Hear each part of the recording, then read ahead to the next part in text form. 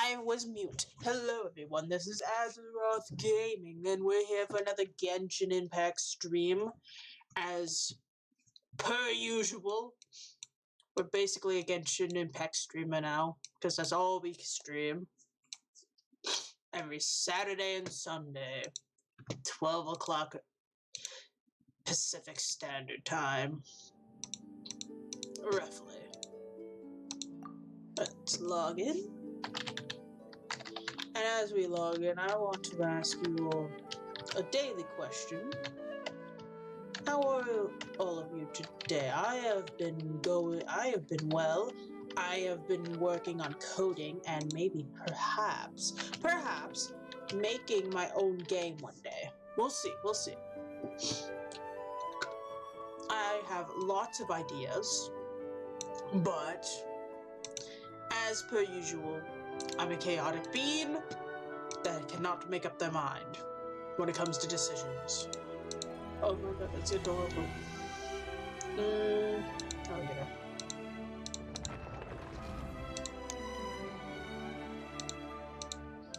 I'm just quickly retweeting and doing some Twitter shenanigans.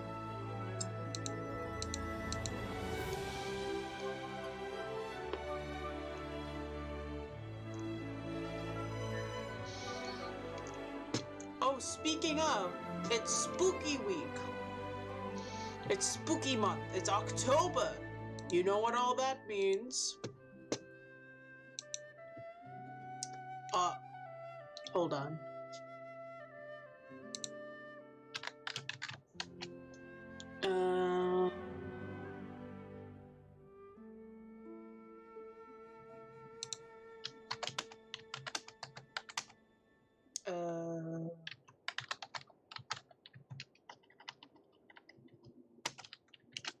There we go.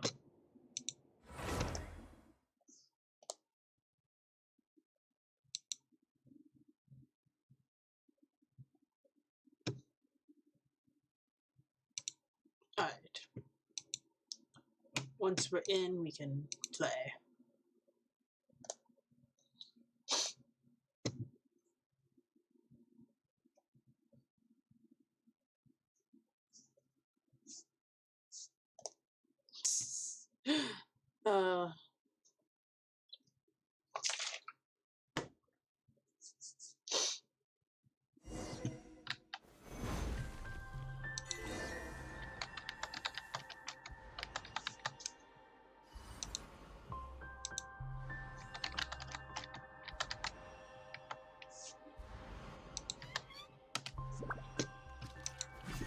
Wait.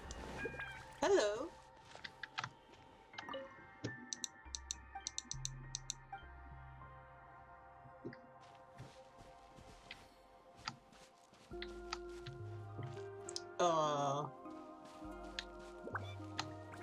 We're doing a quest, and I don't remember why. Let's go find out.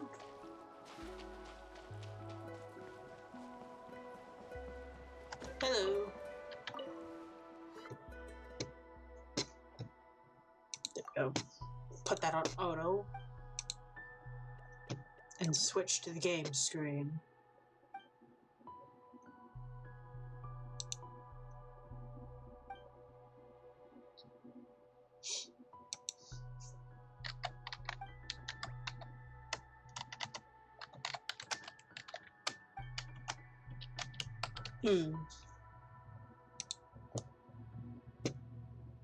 True. There's one thing I want to do for streaming that I haven't been able to do in a while, and that's draw and do art on stream, but I haven't had the time.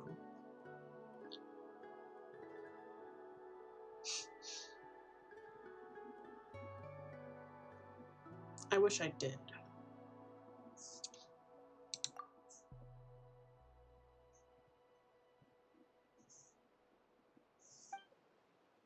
Wait. Ooh.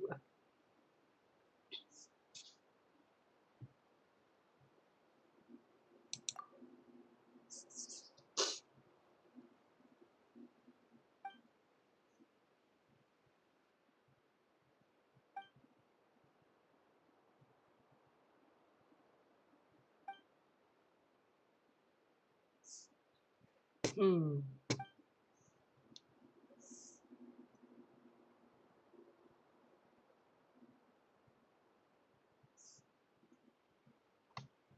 Let's just see what he says.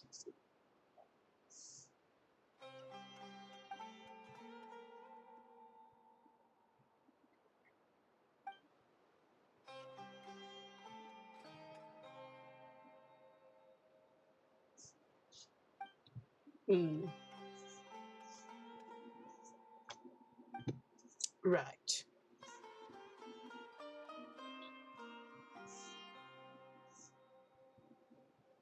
I'll leave it to you. Collect all this.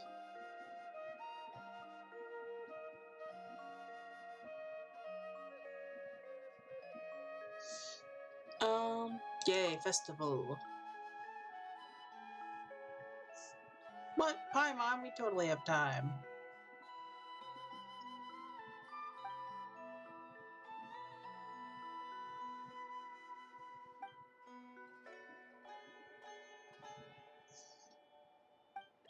Hmm.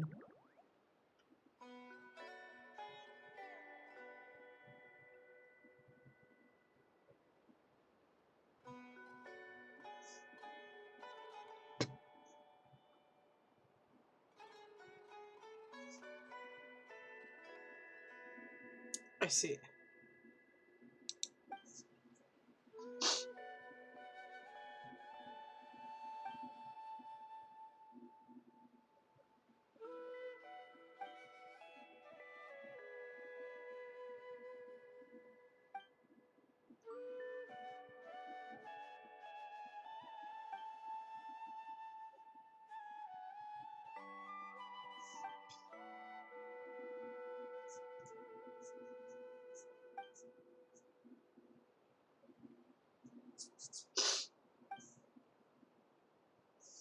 Let's see.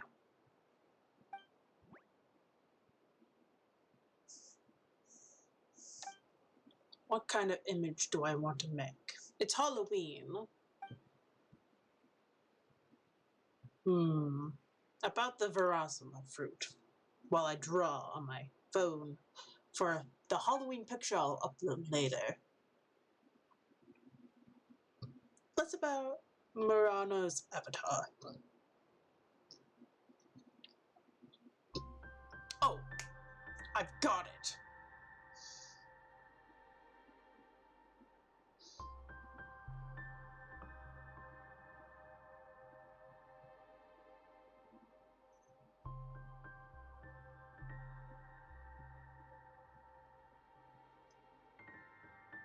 Let's do that and create. So let's see.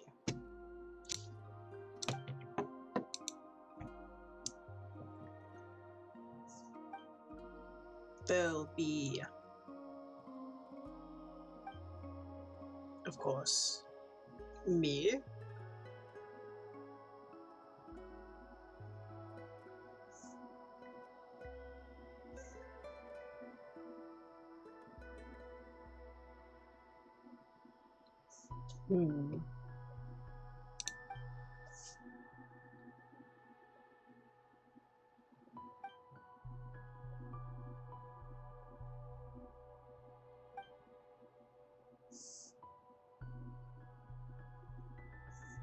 Let's do it this way. Let's draw a base of head.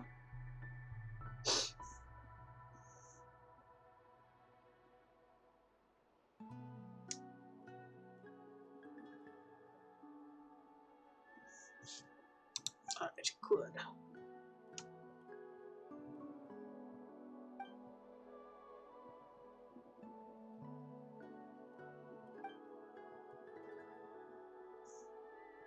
There we go.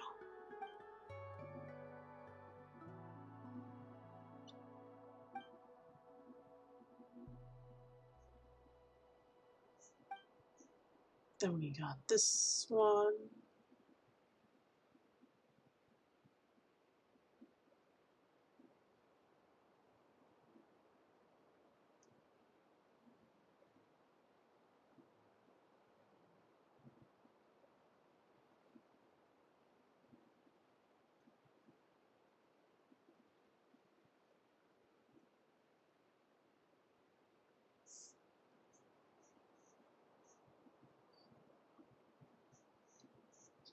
I'm used to it.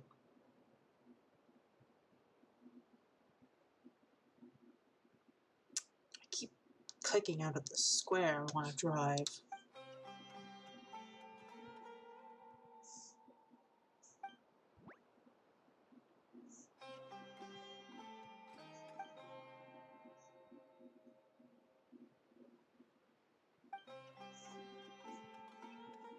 An old notebook. Hints, clues to what might have occurred. I keep doing the wrong thing. Look how angry I am about it. There we go. I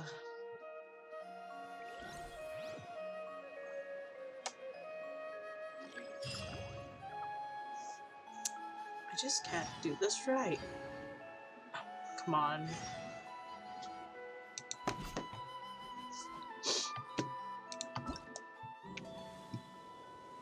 Ah! Everything's ready. Let's go. I think I forgot to claim that. Everything's ready.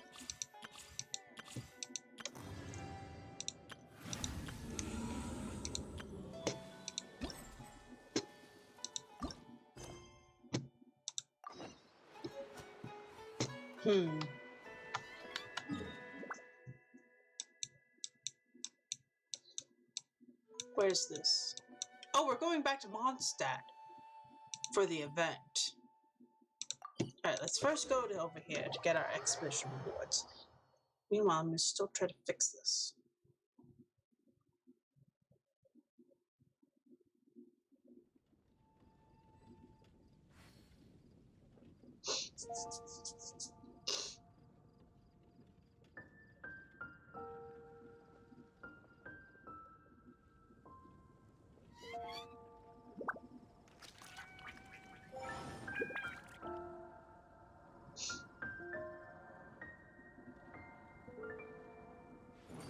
Have you heard about the chasm? Something dreadful happen again?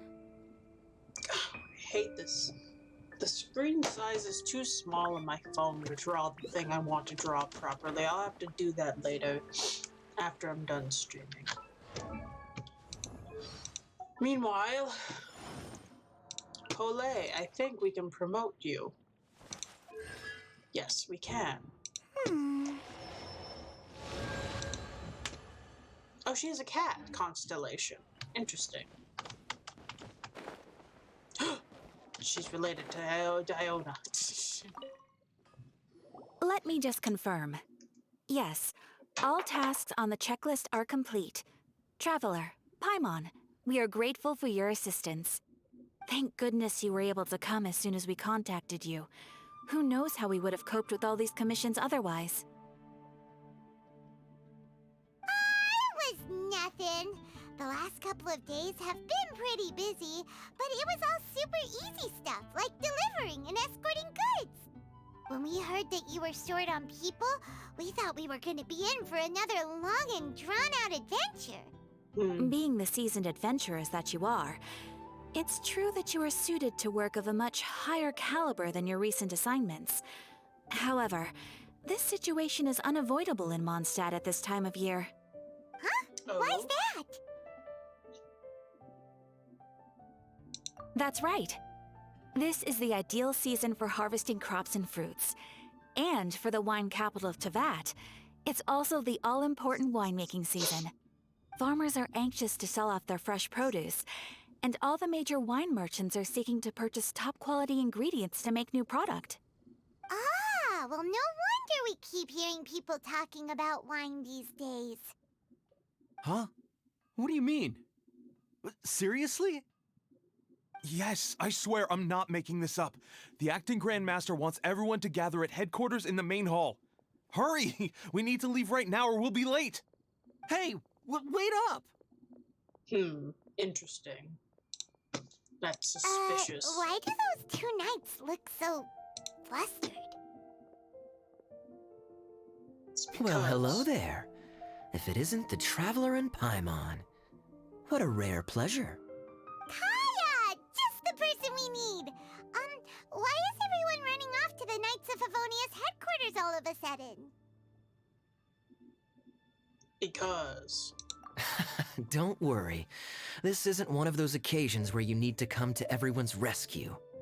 All that's happened is that the Knights of Favonius have just received a letter from the Grand Master. Acting Grand Master Jean will be convening a meeting in the main hall shortly to go through it. Well, that's a relief. Wait, hold on a second. What did you say again? The Grand Master of the Knights of Favonius? Isn't that Varka? The leader of that legendary expedition? So, what did Varka say in the letter? How's the expedition going? When are they getting back? Oh, so interested in our Grand Master all of a sudden? Never knew you were such a gossip. It's only normal, isn't it? Bet you'd be curious too if there was someone you'd heard loads about but never met. Even Master Jean says he's a living legend. Oh, pretty hard not to get hyped up after hearing that. Besides, the expedition has been going on for ages, and we still never heard a single thing about what they're up to. The acting Grand Master is very gracious in her appraisal. Varka brought quite a bit of trouble to those around him on the road to becoming a legend. I'll have to tell you about it sometime. Anyway, since this has piqued your interest, why don't you join me at headquarters, and we'll see what the letter says. We do miss our honorary knight, after all. It's been quite a long time since your last visit. Sure, let's go and see what it's all Pretty about. sure it hasn't, Bye, but Catherine. alright. See you soon. All right. Take care now. Also, why is my model faced this way? Hold on, let me fix this. There we go.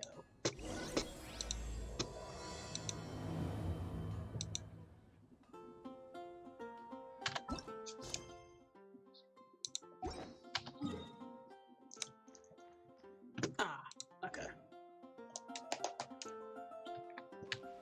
Ad Astra Abyssosk. Give me my rewards. We'll put Chongyun here, we'll claim Kaching, move her to the Mora. Inazuma, Kujosara will go here.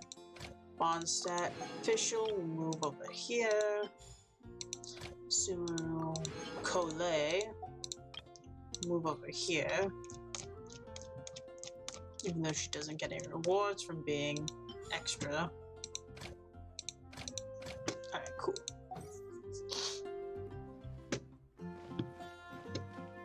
Alright, so back our adventure begins.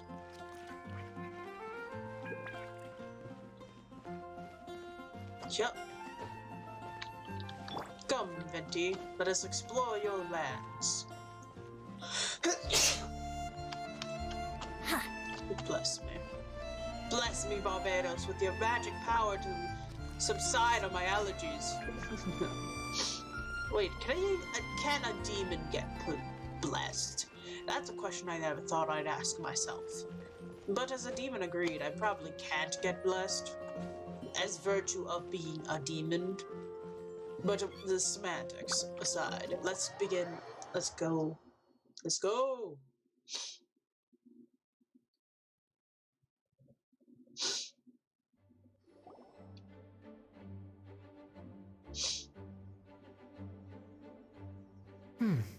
It looks like just about everyone's here. Hey there, cutie. Paimon. I didn't know you two would be coming. So you heard about the letter? Yep, we ran into Kaya near the Adventurers Guild.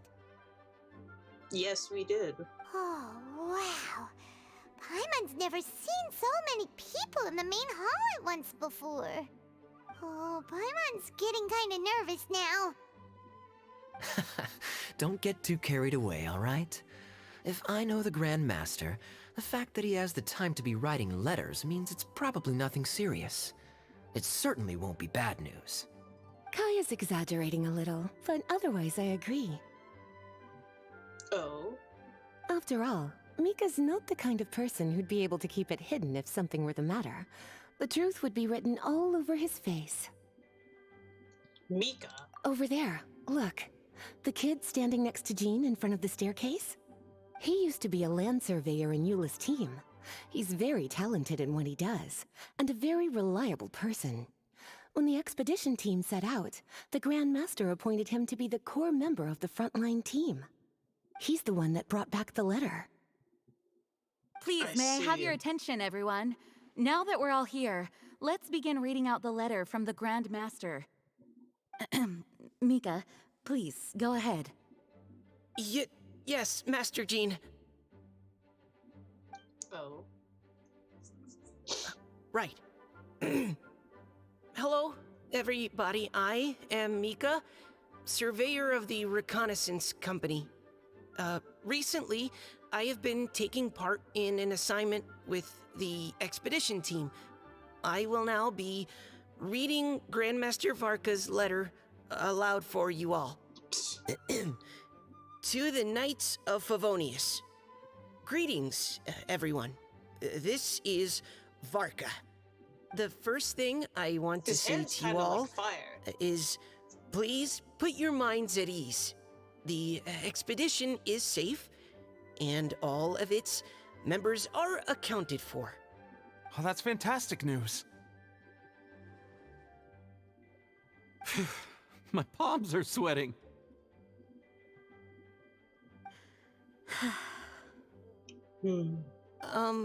May I continue? Go ahead, Mika. All right. Now that your fears are allayed, I trust you'll be ready to listen to the rest of my letter. I'm writing to you from the northernmost reaches of Tevat by the light of a stove. The expedition forces are stationed here while we restock. I once told you that the purpose of this expedition was related to a dangerous secret from days long past. I am still unable to disclose more than this, but suffice to say that you needn't worry about how our mission is progressing. In the past couple of months, we received an unexpected visitor. The Fatui Harbinger known as the Captain. Oh. The captain? Oh, it begins. I am fully aware of the Fatui's outrageous actions in Mondstadt in recent history. Nevertheless, the captain was not hostile towards us on this occasion. Open parenthesis. I rather suspect that's because this time, Snezhnaya and we are in the same boat. Close parenthesis.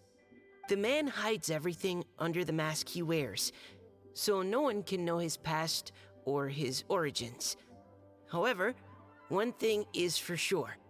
He is as hard as iron for having the courage to challenge gods as an ordinary mortal. I don't doubt that he could even take out a ruin guard by stabbing it in its big, glowing eye with one of Klee's crayons. Open parenthesis, don't get any ideas. Close parenthesis. Our scouts have confirmed that the captain received orders to head for Natlon 3 days ago. We'll be able to sleep much better now that we don't need to worry about him anymore. I will admit that some of his actions have helped us, but even then, he owed us at least that much. This year's Weinlesefest must be kicking off in Mondstadt any day now. What a great pity that this year, once again, we will be unable to spend the festival together. Everyone here is always thinking back fondly upon the fine wines of Mondstadt, as well as the happy times we have spent with each and every one of you. I hope that you and all the citizens of Mondstadt enjoy the festival to the fullest. Have a few drinks on our behalf. The Dawn Winery's limited edition Weinlesefest seasonal special will do nicely. May Lord Barbados bless Mondstadt, and may the wind carry our sentiments back to your side. Varka. P.S. If you're wondering who's tougher between me and the captain, well, I'm the Grand Master. There are 10 captains in the Knights of Favonius, but only one Grand Master. Ah ha ha ha ha. His left, not mine. The letter ends here. Thank you, everyone, for your attention. Thank Wow. you, Mika. Master Jean, I just noticed that there's something else written on the back of the last page. Okay. PPS. I ran out of paper, so I'll add this here. Lisa, the following is a message for you. This part seems to be from the Grand Master to Miss Lisa. Oh, for me? Seeing that it's a special message, Lisa, we'll discuss this in private. Everyone, as the Grand Master mentioned in his letter, the Vinelesa Fest is in just a few days. And how fortunate we are at this time to receive What about word Ludi that all Harpastum? is well with the expedition. Though they are unable to return to Mondstadt and spend the festival with us, the Vinelesa Fest will nonetheless be a major event that all of Mondstadt is looking forward to. I hope that everyone will guard your stations and perform your duties, both for our far-flung colleagues involved in the expedition and also for the hardworking people of Mondstadt. And of course, during your time off, I hope you will be able to rest, relax, and enjoy this long-awaited festival. That brings our meeting to a close. Dismissed. Did Paimon hear that right? They ran into the Fatui's captain? Who knows what that was about? But it must have been important. But Fatui Schmatui! The real big deal here is the Vinelesa Fest. Sounds like there'll be loads of free food and drink. Paimon wants to hear more. Of course you do, Paimon. Typical Hey, Paimon. cuties. How about we go and chat with Jean? You didn't get a chance to say a proper hello with so many people here. Oh, Good. All right, let's go. instantly I'm on suspicion, because that's...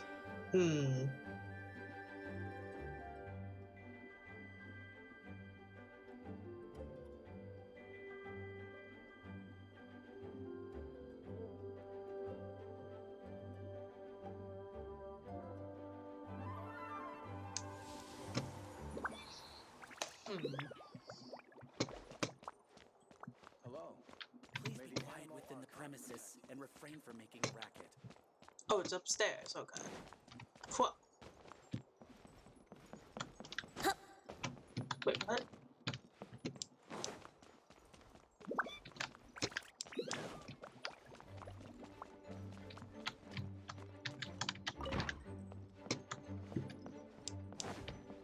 How am I supposed to get upstairs if I can't go up Please the be quiet staircase? within the premises and refrain from making Oh, never mind. I was thinking of the wrong area. Ah, Lisa, the Grand Master's letter is just on the table. Traveler, Paimon, it's been a long time. Apologies, I didn't get the chance to talk with you during the meeting just now. No worries, Jean. You're a busy person. If you don't have any plans in the immediate future, why not stay in Mondstadt for a while? We'll be celebrating the Vinelesa Fest very soon. Don't be deceived. Jean may appear very composed, but she's been missing you both terribly recently. Lisa, I'll leave you to catch up. I'm going to read my letter.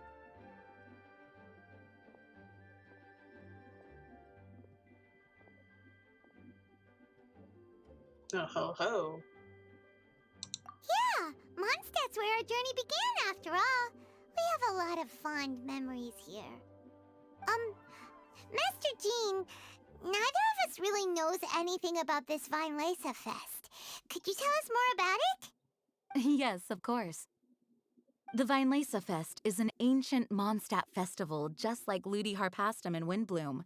In addition, it's the most important part of the fall. Each fall, the west wind blows in Mondstadt. Legend has it that the wonderful scent of Mondstadt's winemaking during the harvest season entices even the Animo Archon into attendance, being the great wine lover that he is. No matter where he is, he will transform into a soft breeze and return to his homeland. Yeah, that sounds like the Animal Archon, all right. For this reason, Mondstadters call the western wind the returning wind. The Vinelasa Fest originally began as a celebration to welcome Lord Barbados on his return. In the past, every household would brew fresh wine around this time of year and keep it sealed at least until Windcoming Day during the following year's Vinelasa Fest. Uncasking the sealed wine is a symbolic way of inviting the Animo Archon to share a drink. Legend holds that if the Animo Archon is satisfied with the taste of the wine, he will summon a gentle breeze to richly bless the people. Knowing him, it was probably blessing them with more good wine the next year. That's a good question. But there's really no way of knowing. These are very old stories. Many of the details have been lost to time. Wow. Yep, that'll happen. Some stories change completely as they get passed down. Hence why these days, Mondstadters will get into endless arguments over what kind of flower a windbloom is. All part of how cultural heritage is created. Indeed. But for the time being, at least, the tradition of paying tribute to the Animo Archon on Windcoming Day is still alive and well, and the Vinelasa Fest remains a time for Mondstadters to share the joy of the harvest with one another as they partake of fine wines. This is a time of the year when many Mondstadters living away from Mondstadt return to their hometown. For those unable to return, Vinelasa Fest is the period when they miss their family and friends most keenly. Oh, so that's why the Grandmaster wrote, "May the wind carry our sentiments back to your side." For this year, we've joined forces with the Church of Favonius and the Adventurers Guild to host a celebration on the banks of Cider Lake, just outside of Springvale. There will also be a traditional wine market during the festival period. Wine market? Ooh. Interesting. Originally, it was simply a place where winemakers and farmers would come to trade in raw ingredients for winemaking. These days, it is a much grander affair. Not only will you find a range of choice wines, but seasonal fruit beverages and food items for everyone to enjoy too. A lot of people also sell secondhand goods and handicrafts at the market. The Knights of Favonius plan to use this as an opportunity to do some fundraising for needy children and elderly people in the city. Ah. Wow, So sounds it's one of pretty those cool. holidays. I see. A If you have the charity time, one. I encourage you to take a look around. I hope you'll find it a worthwhile experience. Now, Lisa, what was the Grand Master's message to you about? I was just about to bring that up. The Grand Master says he wants me to handle something for him. Something to do with Razor's past. Oh, Razor told us that he was raised by a pack of wolves in Wolvendom. He never knew his parents. In his own words, the wolf pack is his lupical, which means family. yes. That was as much as I knew as well. But in his letter, the Grand Master says that in the cabinet above the third bookshelf, to the right of the grandfather clock in Jean's office, there's a wooden box containing some items that Razor's parents left for him. He says it's time to give the box to Razor. Does this mean the Grand Master knew Razor's parents? It would seem so. The Grand Master didn't simply run into Razor one day in Wolvendom and teach him how to use a sword. No, the connection between them goes back much further. Wow. Well, come on, let's go find Razor. He'll be pretty excited to find out something about his true parents. Something wrong? Oh, cutie. Nothing escapes your eyes, does it? For the child who never met their biological parents, this kind of conversation is always a difficult one, even for the most well-adjusted. By contrast, Razor grew up in Wolvendom and has had very limited contact with human society. Who knows whether he's ready for this or not? I'm sure the Grand Master will have given due consideration to Razor's circumstances. Perhaps he felt that now would be the most appropriate time. That's a good point. Okay, cuties, can I leave you to break the news to Razor? He thinks of me as his teacher, so he might not open up to me if he gets upset. But you are his trusted friends. I think it makes more sense for him to hear about this from you. Okay, don't worry, leave it Thank to you, us. sweetie. We got this. Try to be as encouraging as you can. Someone his age needs all the love and support they can get. Yes, doggo boy.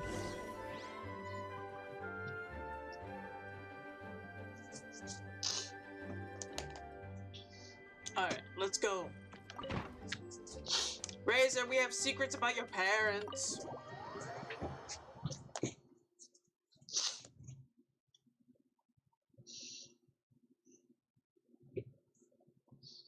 Razor's usually around Wolvendom, right? How do you think he'll react after hearing about this? Oh, it's not gonna go well at all, Paimon. That I'm certain of. Come, Sobek, let us meet Razor. It'll be your first time seeing him. Don't worry, Sobek, he'll like you. You're very colorful.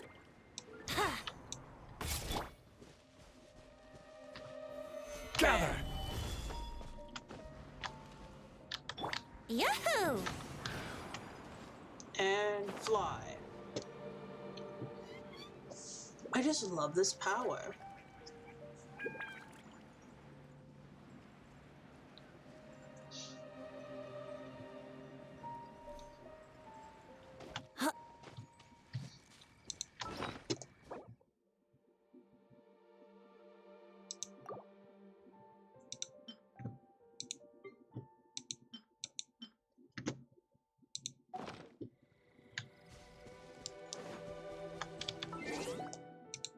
Let's quickly claim this. Claim that. Claim this. Claim this. Claim this. Claim this. And claim this. Wait. What's this?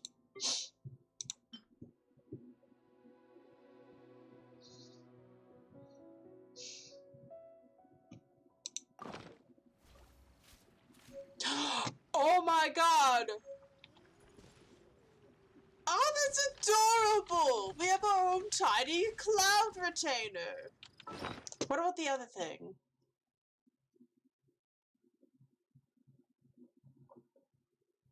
Oh, we've got something, a party popper. Well, we're gonna go back to having Sobek out. But that's adorable! We have a little tiny cloud retainer!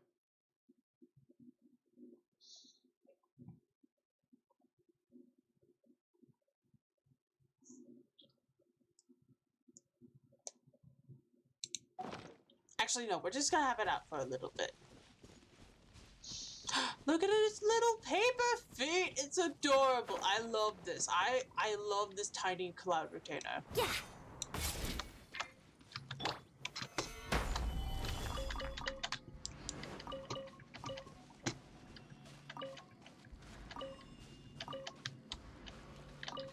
This is the greatest thing I've ever received. Oh, and it flies! That's so cute! Hey, Razor. Hey, look! It's a hunting trap. It looks like the ones that the hunters from Springvale use.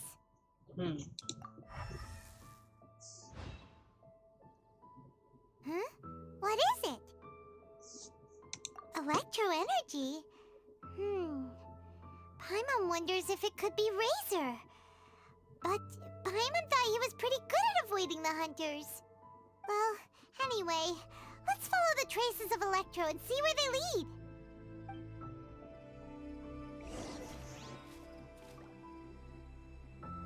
Oh no, that just gave me bad vibes. Razor! Look! There's another trap up ahead! And can you feel that electro energy too?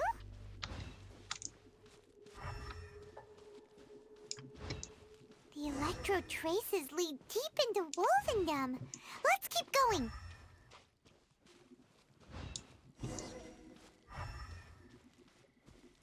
Oh wow, that's a lot of electro energy up ahead. Razor! Are you there?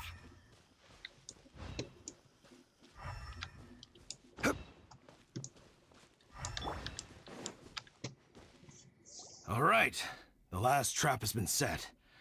Razor, thanks for coming with me all this way. It's okay. My legs are strong. Hmm? What is it, Razor? It smells familiar. Friend, from far away. Razor! Aha. Oh, and it's Draft too! Are you two hunting together? Yes, it's almost harvest season, and the boars are venturing into the towns and wineries looking for food. They're trampling crops and destroying the vineyards. Someone could get seriously hurt. The Knights of Favonius came to us asking for help keeping the boars a safe distance away from the population. I and Uncle Brown Cat catch boars, protect everyone. Wow, Razor! This is a big step for you. Paimon remembers you used to hide away from the hunters. You can say that again. Razor was the star of the show this time. He let the wolves know we'd be coming, so we were able to get through Wolvendom without anyone getting hurt. Helping everyone, helping Lupercal, makes me happy. But much talking. Very tired now. No, that's okay, Razor. Yeah! But, actually, we came here today because we have some really important news. Oh, I don't know. Razor, do you mean you don't want to know about your real parents? I want to know, but don't want to know. Ah. So you do want to know, but at the same time you don't want to know? Sounds complicated. No, it's not very Traveler, complicated. come and take a look at the trap I just placed. Let's give Razor some space to process things. Yes, I have some thoughts about this after seeing how Razor reacted. We've been hunting together a lot recently. The kid might not talk much, but still, I feel like I've come to understand him a little over the time we've spent together. Here's what I think. He definitely wants to find out about his parents. It's just that his fear of the unknown is overwhelming everything else he's feeling. I'm a father myself, so I know a thing or two about kids. You know, when Diana was little, if I got back late from a hunt one night, she'd be watching me like a hawk for days afterwards, as if she was worried that I might abandon her. Do you mean Razor's worried that he was abandoned by his own parents? I mean, he Exactly. was. I think that's the heart of it. And if it turns out they did, well, I don't think there's anything we could say to console him. That's not my only concern, though. Razor is developing at his own pace. There are lots of issues that can't be solved all in one go, but he's making progress, one step at a time. But now this thing with his parents is added into the mix. It might push him to want to figure out once and for all where he comes from and where he's going. Seems like a similar take to Lisa's. Maybe all mature adults think like this, huh? Wait, but then again, Master Jean had a different view. She said it's more about trusting other people and in your own instincts. What do you think? I think we let Razor decide what to do with this information. It's his parents, after all. Gotcha. Well, knowing that he's got a friend like you to rely on makes me feel much better about this whole thing.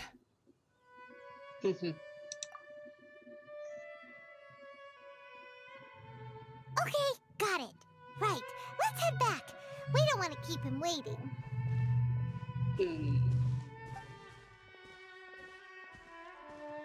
I kind of want to know what our option was. Razor, so what are your thoughts? Still thinking. My heart, it feels strange. Like being stabbed by a wolf hook. Ooh. Ooh. Varka? Tall, very strong, likes to laugh. Yes, trust. He's very good to me. Give me a name, teach me to fight. But now, busy with important work. I miss him. You know, Razor, Varka used up all the paper writing this letter, but he still made sure he found room on the back to add a note for Lisa. He specifically told her to give you the things that your parents left for you. That means that he thinks the items have a special meaning for you. But more importantly than that, whatever happens, the Traveler, Paimon, Lisa, and all your other friends will always be here for you. Yeah! That's right. And old Uncle Brown Cat's here to support you as well. Okay, thank you. I decide I want to go with you to see teacher.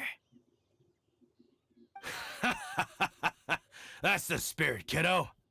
Well, you folks better be heading off then. Man, I'm just about this finished was a here, sad so one. I'll be heading home very shortly myself.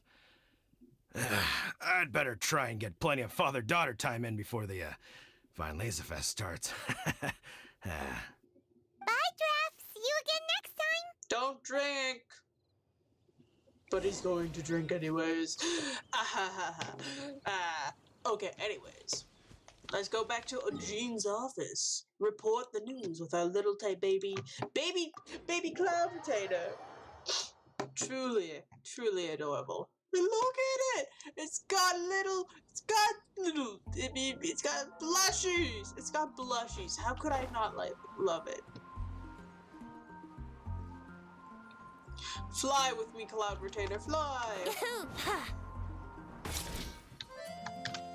Don't mind me just being Barbados.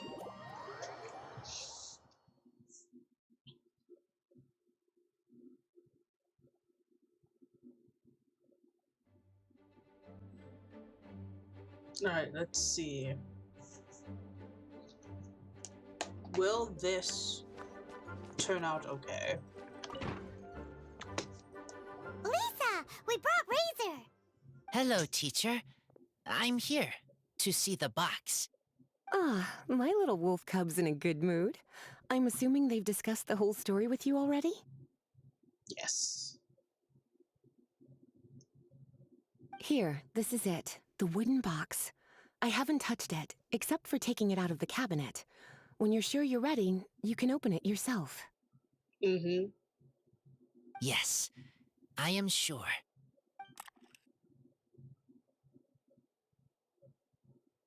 Oh, this is just a pile of junk. Paimon thought there'd at least be a letter or something. Uh-oh. It's not junk. You don't think that, after all this time, Varka might be getting mixed up between different boxes? No. There is a scent. A scent? What kind? A scent I remember from a long time ago. It's their scent. Human scent. Father and mother scent. Ah! Oh no! Oh no, poor Razor! Oh no, it's okay, buddy. ... Incredible. You still remember scents from all the way back in your childhood. Wow. You have a really good sense of smell, Razor. Guess being wild by nature has its advantages. Oh, let's see what other leads we can find. This woolen hand puppet looks kinda wonky. Guess it must be handmade, huh? Is this a part from a ruin guard? Wait! Hey, look! This wine bottle is still half full. And there's a note stuck on it. 1,000 wind wine. Oh, so it's a bottle of 1,000 wind wine? Teacher, you know? Of course. 1,000 wind wine was the first kind of wine that Mondstadters ever learned to make, or so they say. As to how it got its name, some say it's a reference to the numerous ingredients used to make it, while others say it's because every bottle tastes slightly different. I remember reading somewhere that there are all sorts of weird and wonderful ways of brewing it, and that it's very difficult to ensure it comes out tasting the same each time. This all makes it impractical to commercialize, Wine merchants are much more comfortable working with reliable, consistent-tasting products. That's why you'll almost never see Thousand Wind wine in the markets or taverns. Huh. In fact, it looks like your parents brewed this bottle themselves. That must mean there's something pretty important about it. Oh, Paimon has an idea! Razor, you got a good nose. Why don't you open it up and take a whiff? Maybe it'll tell you something. Okay.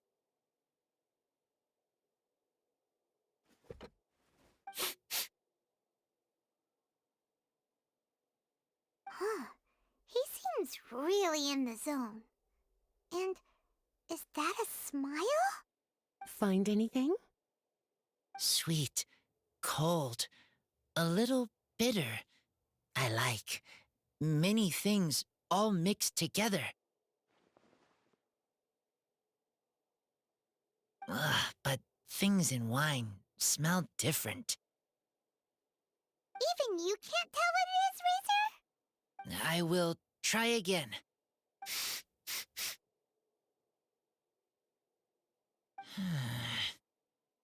It's okay, Razor. Don't push yourself too hard. What do we do when we try something and it doesn't work? Try another way. That's right. You still remember what I taught you. Oh, it's almost the Vine Lisa Fest. Everyone who knows anything worth knowing about wine will be gathering in Mondstadt. Surely someone will know a thing or two about Thousand Wind wine. Oh, great idea! Make sure you don't miss the opening ceremony, cutie. Everyone will be there. Razor, you should go too. It'll be a good opportunity to ask around. Okay, ask many people. I will try. Don't worry, we'll be right there with you. We can be your go-betweens. You know, like you were with the wolves for Draff.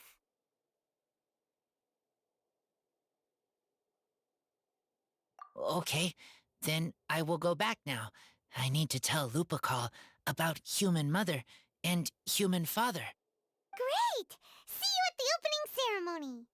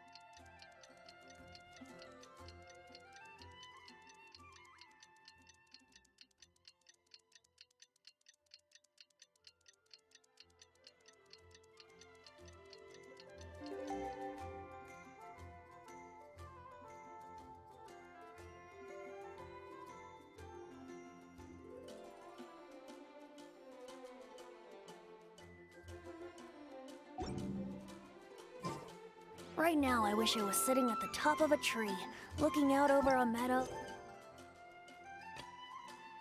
Cider in hand. I didn't realize I was mute that entire time, but basically what I said was that we're going to skip a bit of time to see if the 2 days was real life or game time, but it's real life time. So we're teleporting back to the main story.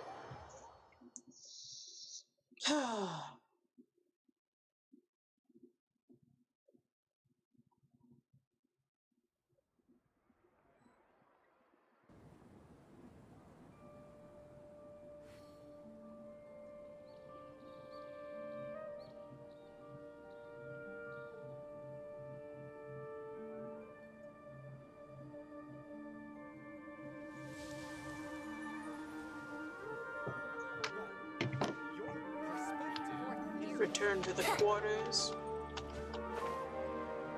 Whee!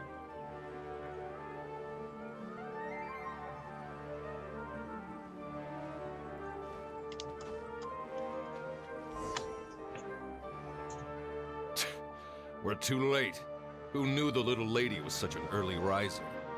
I know, right? Hey, wait a minute. Boss, isn't that her? Oh no. Oh, that most certainly is. We're in luck. She's walking right into our clutches. Not on Those our watch. Eremites don't look like they're up to any good. Who are you? I don't believe the Homayanis hired you. That's right. We haven't received any of their mora, but I wonder how much the Homayanis would shell out to get you back. They're a gang of kidnappers! Traveler, hurry and protect Dunyarzad! Don't worry, we got this. Hey, did you scumbags even consider that the Homayanis might have hired a merc that outclasses you? You're Dia! Dia the Flame Main! No wonder we mercs haven't heard anything about you for so long. You sold your unruly mane to the highest bidder. Don't speak so disrespectfully. My family started working with her as gratitude for her past kindness to us. Don't worry about it, my lady. Just some friendly banter between mercs. One punch and those rabid dogs will expose themselves for what they really are. Aren't your claws all dull by now? Don't get too cocky! No. Traveler, take Miss Dunyarzad to a safe location. No, we're gonna stay and help. There's too many of them.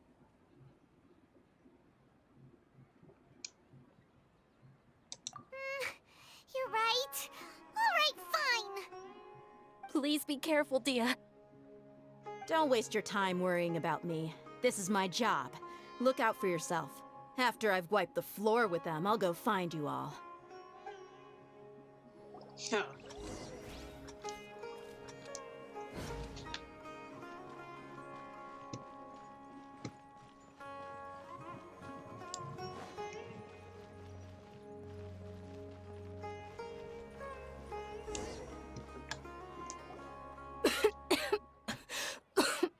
Dunyarzad, right.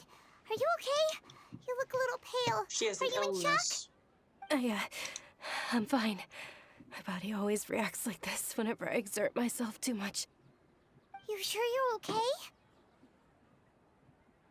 okay? I'll be fine after some rest. I'm more worried about Dia. After all, none of this would have happened if I hadn't insisted on coming out today. Don't blame yourself. Yeah, don't worry. Oh my god, my model is so jittery. Hold on. My lady, Traveler, found ya. Dia! You took care of them so fast! You know what? It's fine. Any more of them? Or rather, did anyone follow you? Nope. Dia, your arm. She's Oh, fine. this? I'm fine. It's just a scratch. Normally, they wouldn't have been able to land a hit on me at all, but I'm still getting used to this new greatsword. Please, let me take a closer look. Come on, it's nothing. Us mercs aren't as fragile as you think. Hold on, you said something about a new greatsword. What happened to the one you were using before? About that. Well, I sold it, because I was low on mora. Stuff like this happens every now and then. It can't be. The anonymous donation that was used for the venue's final round of preparations?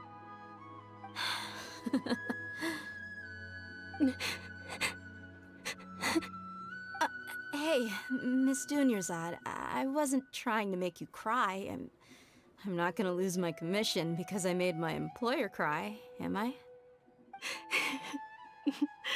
Okay, making your employer cry won't affect your commission, but selling your weapon without permission and getting hurt? I'll have to reevaluate your performance. You're so unreasonable, my lady. Jeez. Thank you very much, Dia. Don't be like that. I get embarrassed really easily.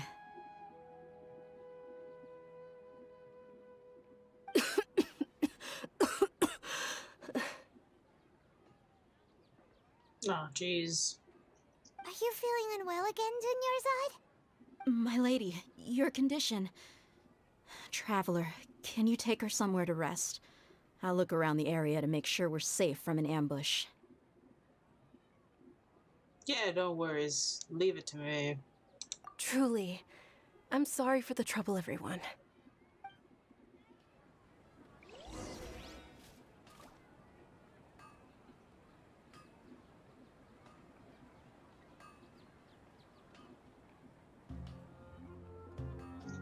That's fine. Somewhere safe to go.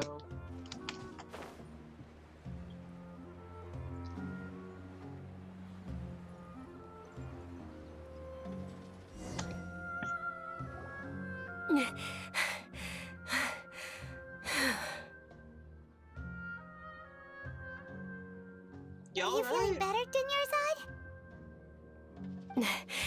Yes, much better. Just give me a few moments and I'll be good to go. You need a bit more than a few minutes, I'm thinking. I didn't realize you were concerned about it. I guess I shouldn't continue to keep it a secret. I was actually born with Elazar. It's terminal now. Elazar? Oh! She's turning to stone? Can't believe it's Elazar! Oh, you've already heard of Elazar. In that case, you probably know about its severity. Sumeru's current medical advancements still haven't been able to find a cure. The disease's progression can only be delayed through environmental therapy. Dunyarzad. There's no need to be sad. I've always lived with Elazar and I came to terms with it a long time ago. Compared to the simple fact that I'm afflicted with this, its effects on my life have been much more painful. I know that my family loves me dearly. They've done all they can to provide the best environment for me so that I can live for that much longer. However, I know I will one day succumb to this. Oh. Oh. Okay. That's... Oh my goodness. Did you know? Before I ran away from home this time, the world outside of my home didn't even know that I existed. Since I was a child, all I could do was sit on my bed and stare at everything outside of my window. I'm sure my family's worried and disappointed in me for running away, but I just didn't want to have any regrets. I wanted to meet other people. Oh, no. To me, there's nothing more beautiful than being able to meet and speak with others. Not to mention the incredible time spent preparing for the festival. The joy on everyone's faces here, and all the support I've received from friends like Dia. This way, when my final day does arrive, it will be less sorrowful. Jeez. At the very least, many people will remember that I once existed in this world, right? Don't say that. You have many happy times to come in. As long as you don't forget Paimon. Paimon also won't forget about you. No. Even if you forget Paimon, Paimon will still remember you. Thank you two so much.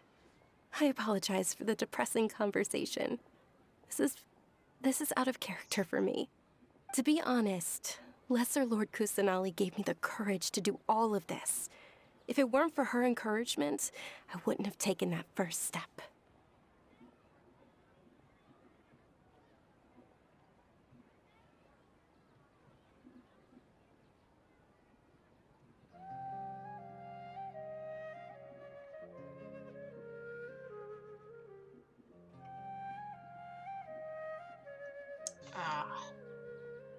Thanks. There will always be frustrations in life, but I know that the point of living is not to leave behind any regrets.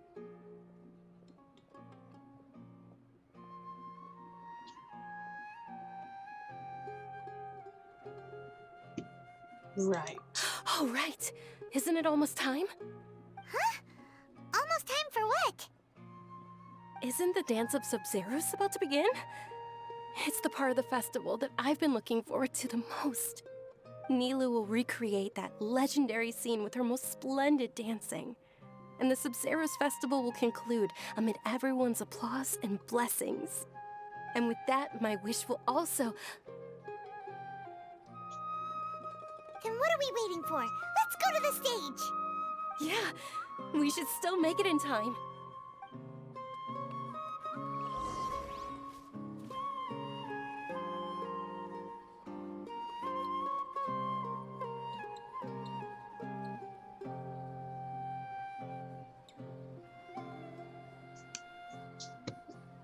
Well then.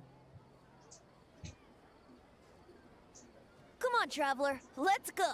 Let's the world go. is full of lost ballads just waiting to be rediscovered.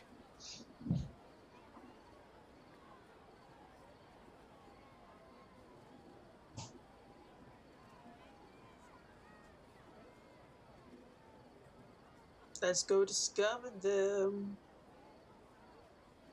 Bam.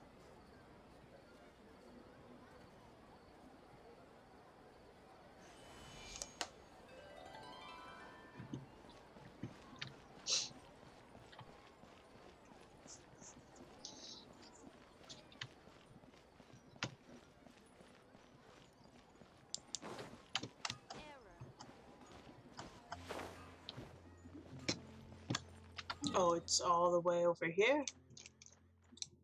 Ah, I see how we get in. Alright, let's teleport over here then.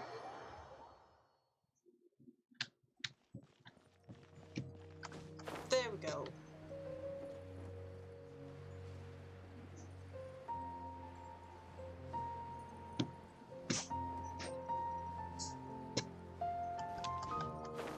Whee!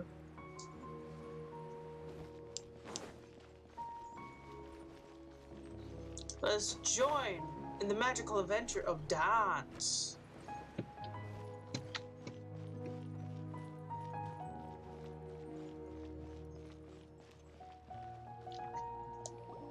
Were you not aware that the law prohibits this type of performance from taking place without prior permission?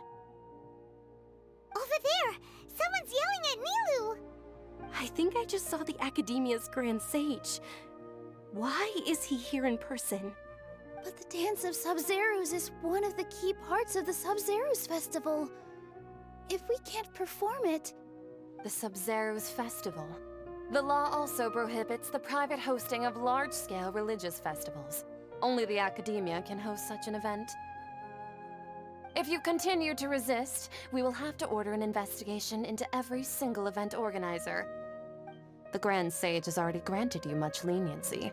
I advise that you exercise tact. How did things turn out like this?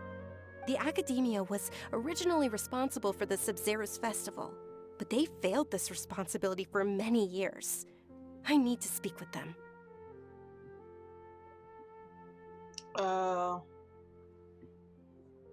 This is a hard pill to swallow, but you're right. Things would only get worse. Art, dance. Aren't you ashamed of pursuing such frivolous and meaningless activities in this land of knowledge and reason? Frivolous? Our Archon created the utopia that is Sumeru City for all scholars who sought validity, verity, and truth, while people like you wish to defile it. No. I believe that our Archon never rejected the arts. Even the goddess of flowers dedicated a dance to her. With your lack of intellectual credentials, I do not believe you are qualified to debate with me. What you should be doing is finding workers to tear down this ridiculous eyesore. Dang. When we return, have the scribe draft an ordinance before the next Nyargarbaha Day that prohibits public art performances. We will announce it to the public later via the Akasha. Understood. I will inform him when I return.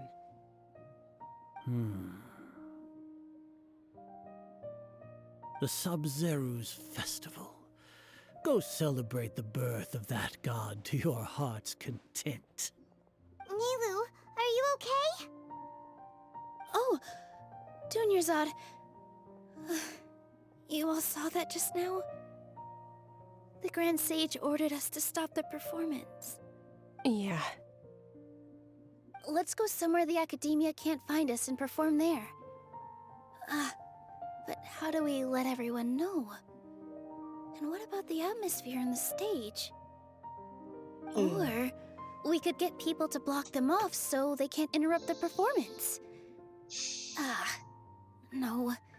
They just threatened to investigate the organizers. If we were caught... Nilu, it's all right.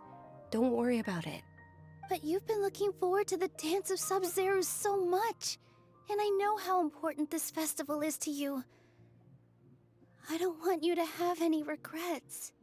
It's okay. Seeing you care this much about my feelings is more than enough. It would be too risky to continue the Sub-Zero's festival at this point. I don't want to get everyone in trouble. If you say so. But you can sneak out for the next Sub-Zero's festival, right? We'll make sure the next one is a smashing success. The next one. Yes. Okay. It's a promise. It will be a smashing success. Paimon can't believe this is how things turned out. Those heartless geezers. Is there anything we can do? It really is okay. There's nothing we can do about it. Still, I'd be lying if I said I had no regrets. I would have loved to see Nilu's dance.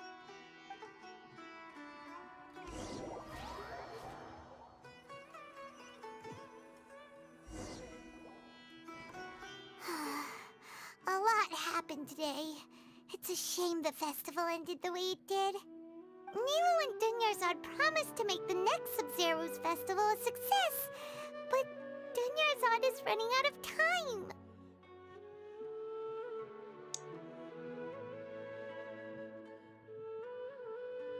Don't we know?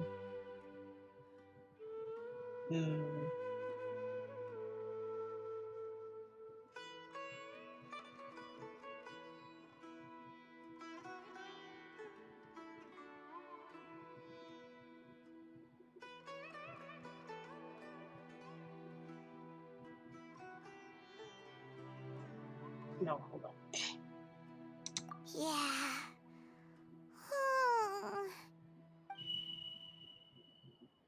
Oh. All connections have been secured to construct the most stable framework possible. The project has entered its most critical phase. Power has begun to flow from...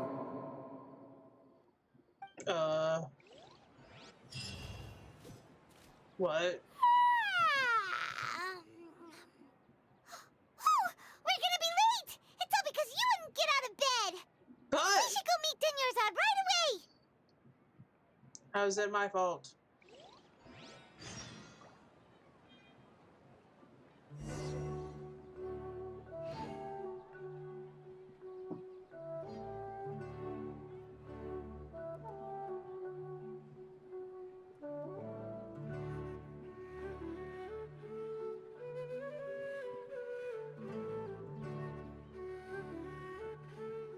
Right now, I wish I was sitting at the top of a tree, looking out over a meadow, cider in hand. Oh,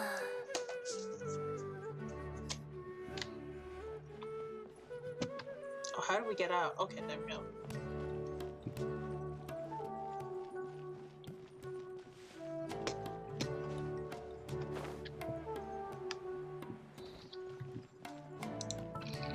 Once, there was a glorious kingdom.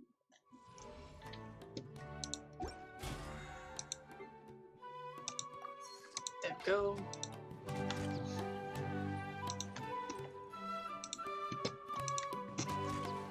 Let's head over here. Dunyar! Good morning, Dunyarzad. Sorry we're late. Not at all. I arrived early. You seem kinda tired. Did you not get enough sleep? I'm doing well. There's no need to worry. Shall we go? Let's start with the stalls over there. Sure! Traveler? Why are you just standing there? Let's get going!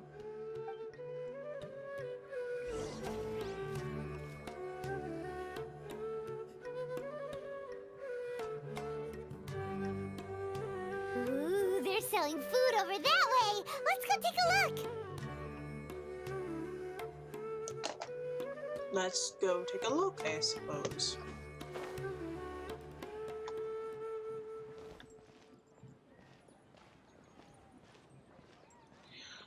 Are you really okay, Dunyarzad? This is a stall offering foods from the Haftmewa feast.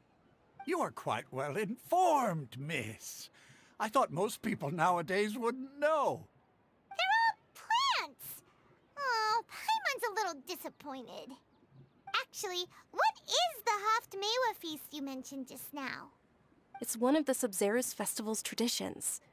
People used to set their tables with 7 different foods to symbolize the 7 virtues of the Dendroarchon. The 7 virtues? Remnants appear to be in the form of the moon. Really? Paimon thought it looked like some kind of food. The moon signifies... It's escaping me for now. Wait a moment. Is he really looking it up in a book? Oh, right.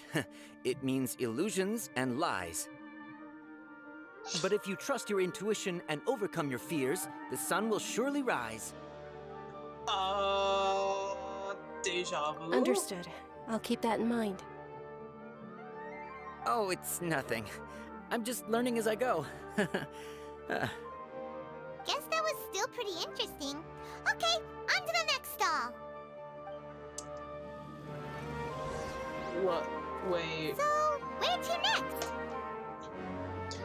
Hold on, I'm confused. Hold on, wait, did we just go back in time? I am genuinely confused.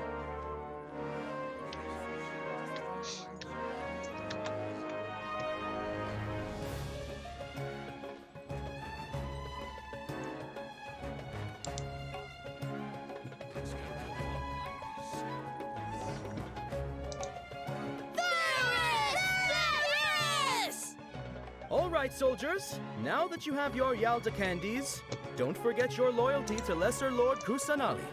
Dismissed. Yes, Knight Varus! What's going on? Is this a play? Ferris, the Knight of Flowers, is another Sabzerus festival icon and one immensely popular with children.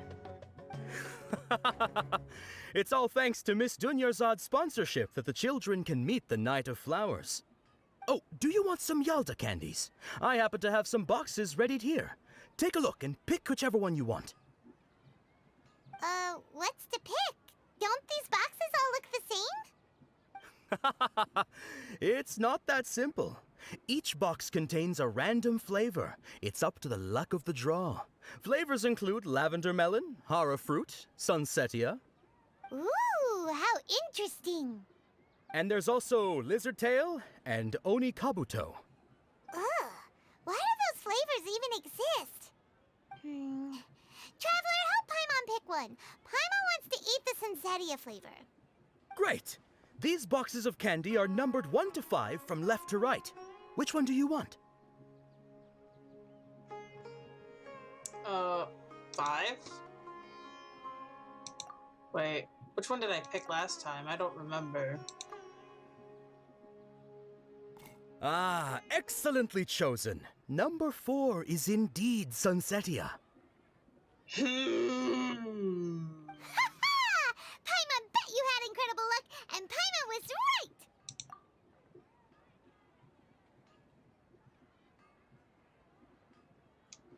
Huh? How's that possible? It's obviously random.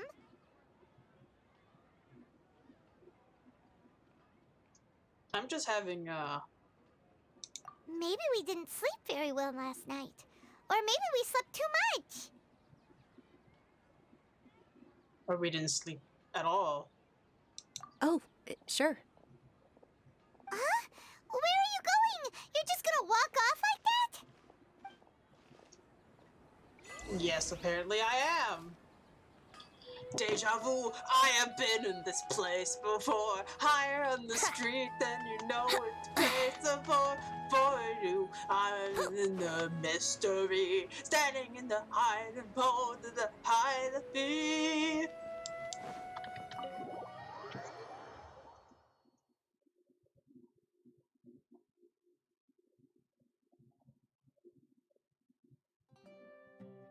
A feeling of deja vu? Oh, Paimon knows what that is. It's when you feel like you've already experienced whatever is going on.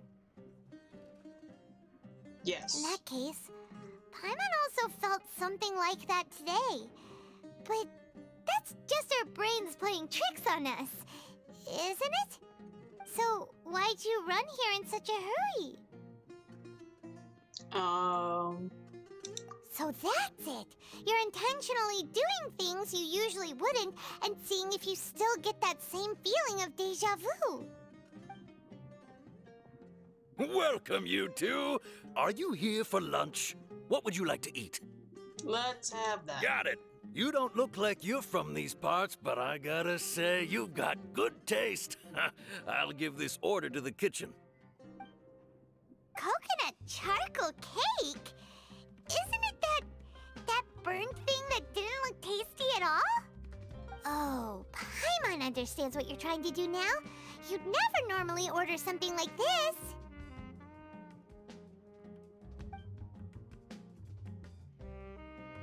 And who knows, maybe it's good.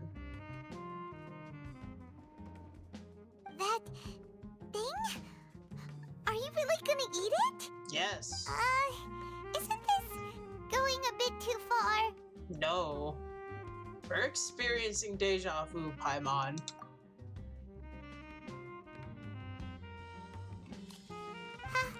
How was it? The look on your face is telling Paimon that it tasted awful. There's a peculiar flavor. Then, you mean...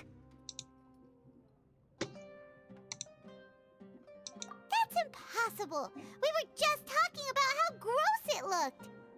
So, would this be a case of taste bud deja vu? Paimon also gets the impression that we've been here many times, even though we aren't regulars. How about we go out again and try something else?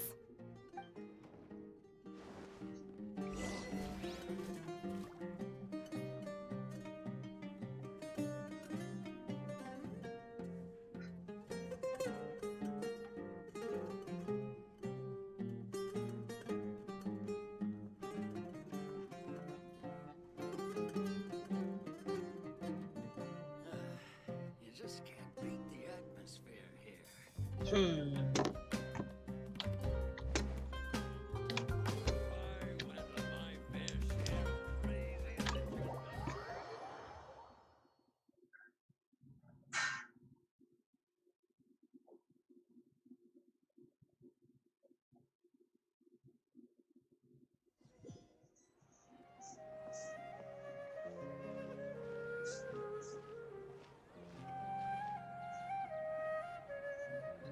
Hey, Dunyarzad is sitting by herself on that bench over there.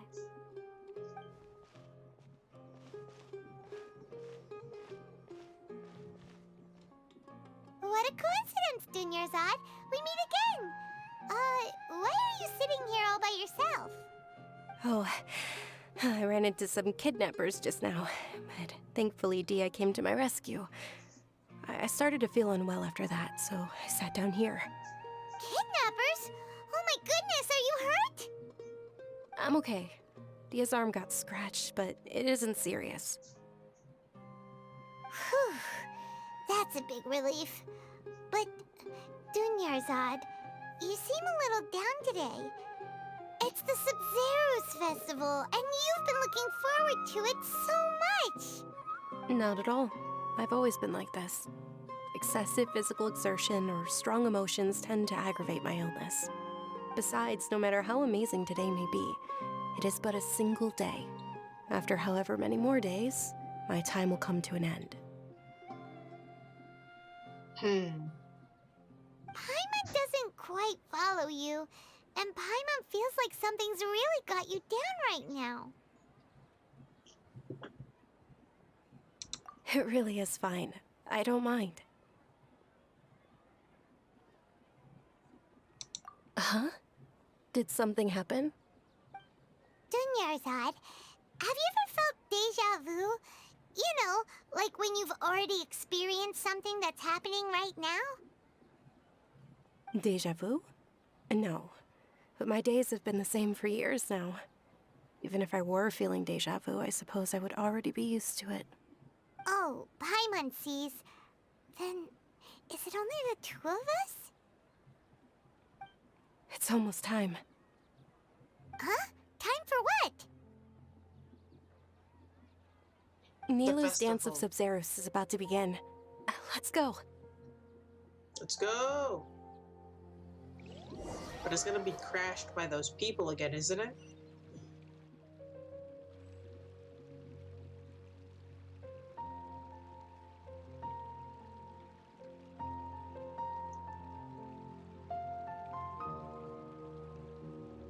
With your lack of intellectual credentials, I do not believe you are qualified to debate with me. What you should be doing is finding workers to tear down this ridiculous eyesore. When we return, have the scribe draft an ordinance before the next Nyagarbaha Day that prohibits public art performances. We will publicly announce it later through the Akasha. Understood. I will inform him when I return. The Sub-Zero's festival. Go celebrate the birth of that god to your heart's content.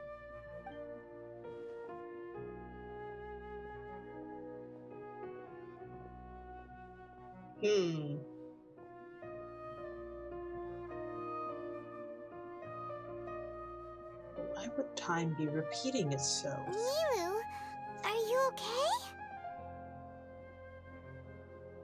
Oh, Dunyarzad. The Grand Sage ordered us to stop the performance. It's okay. There's nothing we can do about it. But you've been really looking forward to this. I don't want you to have any regrets. It truly is unfortunate, but I don't want to cause trouble for anyone. Didn't the Grand Sage say that he might investigate the organizers? True, but... well, okay. I'll just have to try again next year. The next festival. I probably won't be around by then. Wait, what did you just say? No, nothing. I'll be heading back to rest. Thank you for your help, everyone. Paimon can't believe what those heartless geezers did! Did Dunyarzad already go back? We should also return and get some sleep.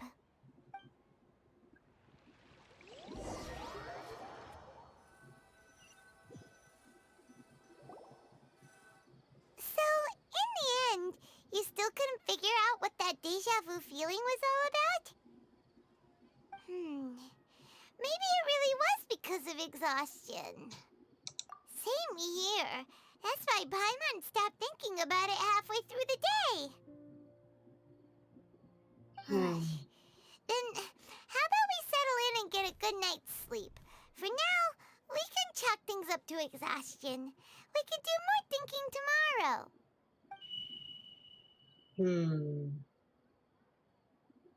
Observing a modest drop in the output of Jnana energy, but values still remain within normal parameters. Continue to monitor for variances in the data and find the cause as soon as possible.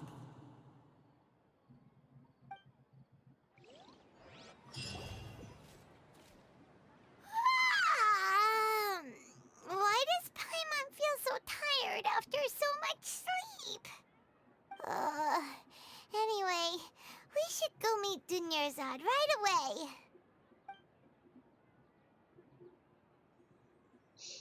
It's because we're not getting any sleep.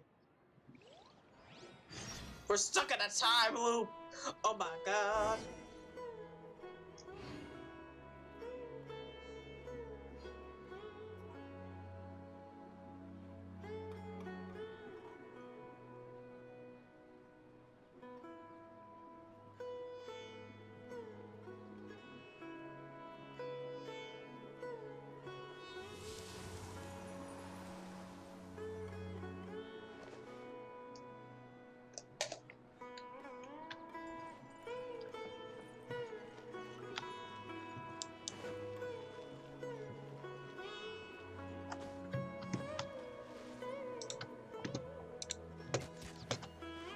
Go to Dunyarzad for the 3rd time.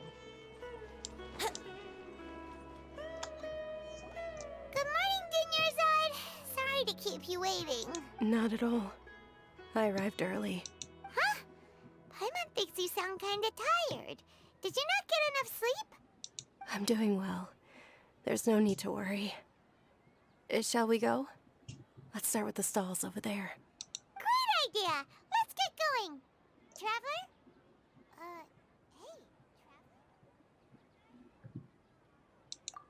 Hey,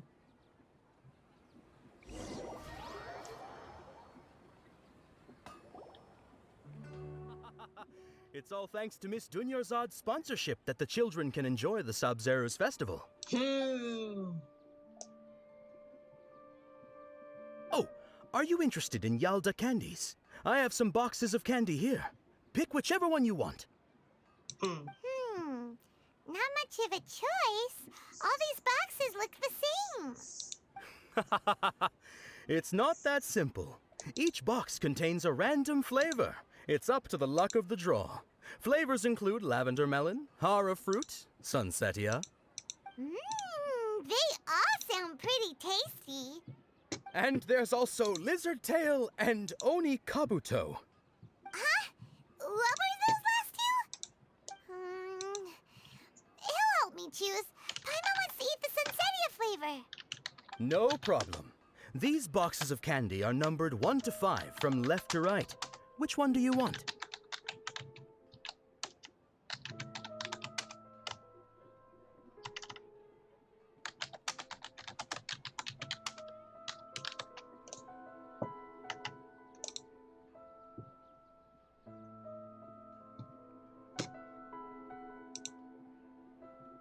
Oh, I like your confidence. No hesitation at all.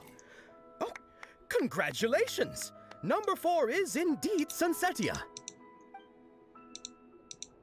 Paimon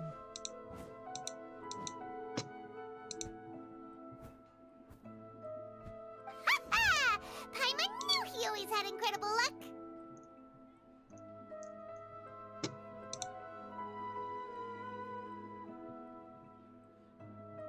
Can I not?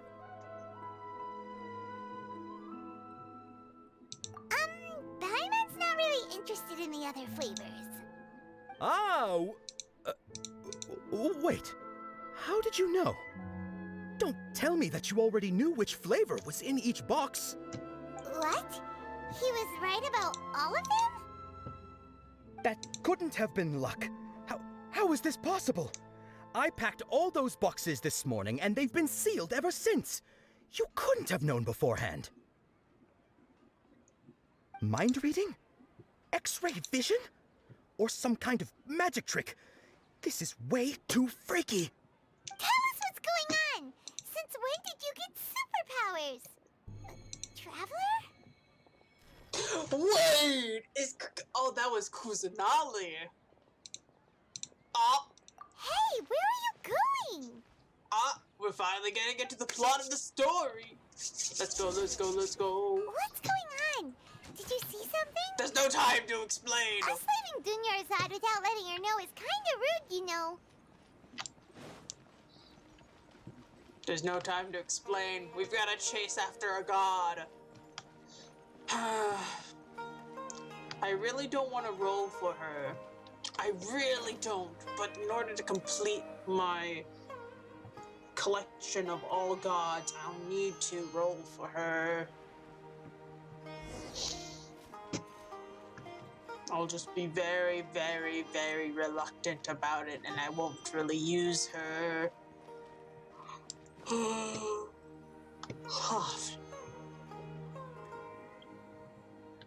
I really was hoping that the Dendro Archon would be male to fit, because there's 7 gods, meaning either there's going to be 3 guys, 4 girls, or 4 girls and 2 guys. And it seems like they're doing 4 girls and 2 guys. Or 5 girls and 2 guys. I really, really, really, really hope they do a what male. What are you looking for? Why maybe here? No, Pyro's confirmed to be female. Ice is confirmed female. All that would I'd have hope in would be Hydro to be male, Traveler? but I don't think they're gonna do that. Oh, whoa! It's like the Twilight Zone. That's...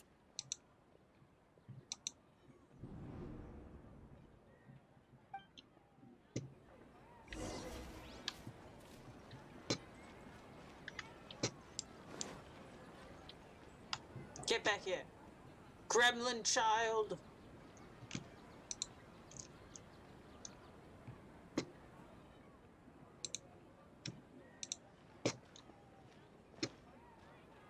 Don't you dare go disappearing on us. God of nature.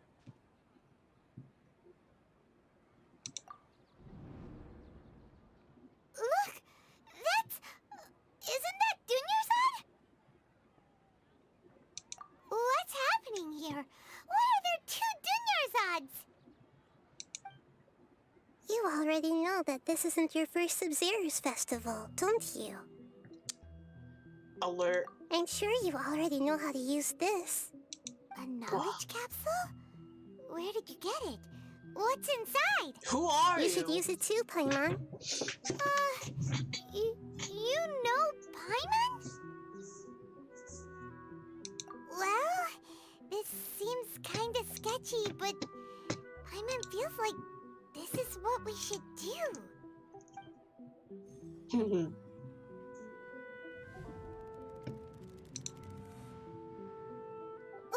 What the? Yes. This is our 20th time at the Sub-Zero's festival? No. The 30th? 40th? Just how many times have we been to the Sub-Zero's festival? Have we been trapped in a single day? If it weren't for you, we wouldn't have even realized. What the heck was inside that knowledge capsule? Our memories. Your memories are still scrambled? Try your best to remember. This isn't the first time we've met, and I answered that question a long time ago. Let Paimon think. Oh, it's coming back. Meeting you was the real catalyst for restoring our memories, and the knowledge capsule was just your means of showing our minds the way. What about everyone else? Why are you only helping the 2 of us? Your sense of deja vu is stronger than everyone else's, yes? As for an explanation, you 2 received the blessing of Dendro, and you also have special, sensitive constitutions. It was as if a single sheet of paper was separating those memories from your consciousness. A familiar question. I think this is the 7th time you asked that. As you can see, she isn't doing well. You probably sensed it too. The Dunyarzad you were just with is different from the first Dunyarzad you met. That first Dunyarzad is in front of you right now, and she doesn't have a lot of time left. Oh my goodness. Looks like you're almost done sorting out your brain. Oh yeah, I'm Nahida. Hello. Good. You passed the test. What's happening? You can awaken our memories, and you seem like you know what's going on. Oh, wait. Please don't tell Paimon even you don't know. Everything in this world runs in a loop. This cycle is called a samsara. You, me, and everyone else are all stuck inside a one-day samsara. As for the truth, that's on you to find out. If you were told the truth instead of discovering it yourselves, it would literally blow your minds. I don't know how you'd be after that. I can only give you surface-level help, like bits of information and subtle hints. For the rest of the time, I'll be doing all I can to slow down Dunyarzad's illness. She looks like she isn't doing well at all. Her illness gets worse after each Sub-Zero's festival. If we can break out of the samsara, I might be able to save her. But as things are right now, she's just a small bird in the sky that's about to lose its last feathers. All I can do is raise a gale to delay her fall. You sure love to use weird analogies. Analogies are wonderful tools. They let you use existing knowledge to understand unfamiliar things. Okay, Where's so, your fake? with what you know so far, what do you think the truth is?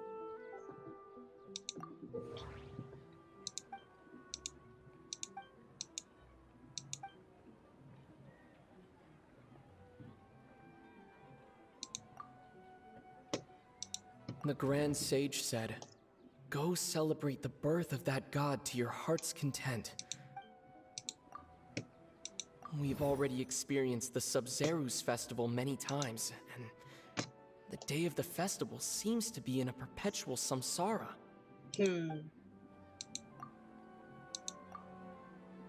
What's happening right now seems to have happened before. This feeling has been getting stronger and stronger. My mind feels exhausted, even though I haven't done too much thinking.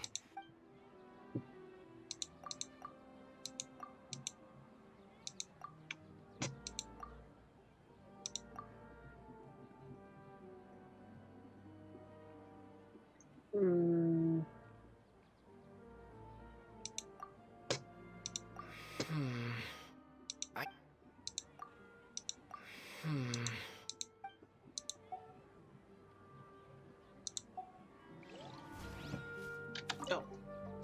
Whoops, I didn't mean Okay, so, with what you know so far, what do you think the truth is?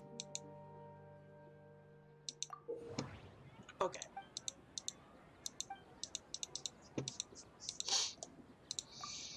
The moon, illusions, and lies. What do they all mean?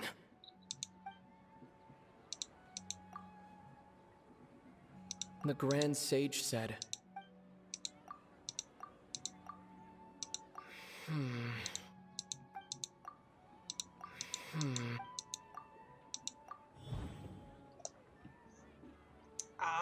That should be it.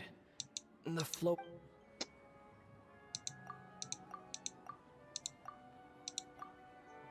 A time loop.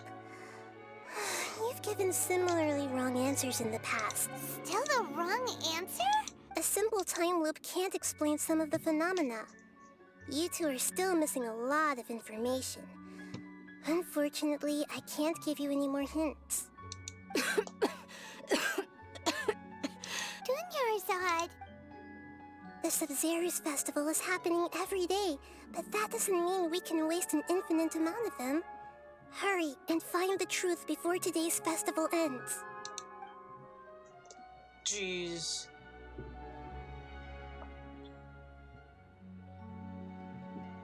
Let's think about our current situation. To save Dunyarzad, we have to escape the samsara of the Sub-Zero's festival. And to do that, we need to figure out what's happening. The truth. Yes. He rejected the idea of a time loop, so we must have missed something, right? Paimon's memories say that we've already done this many times, but let's go talk to people again. It's more productive than sitting here and scratching our heads. Why don't we start with those stall owners?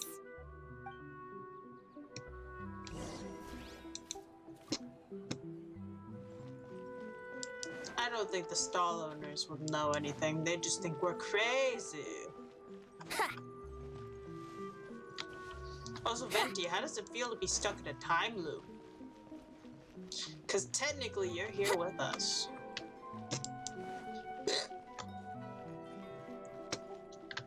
Hello. Hey there. Hey, it's you guys again. Where's your cultured friend? She's feeling a little unwell. I see. Did you come back to buy something? I guarantee the freshness of my products. I harvested them from the forest just yesterday. Huh? What brought this about? I hurried back from the forest yesterday, and I'm selling produce here today. I haven't felt anything strange. To put it another way, if you really think about it, was yesterday truly yesterday? Did you actually come back from the forest yesterday? What kind of philosophical nonsense is this? Are you two daydreaming? Didn't you know that no one dreams in Sumeru? Go somewhere else if you want to find someone to daydream with. I see. He actually has a point. Is this a dream? True. It's so weird that people here don't dream. Why is that? Anyway, if this all really were just a dream, we would have woken up a long time ago. Let's keep asking around. A never-ending dream. That's what you call a nightmare.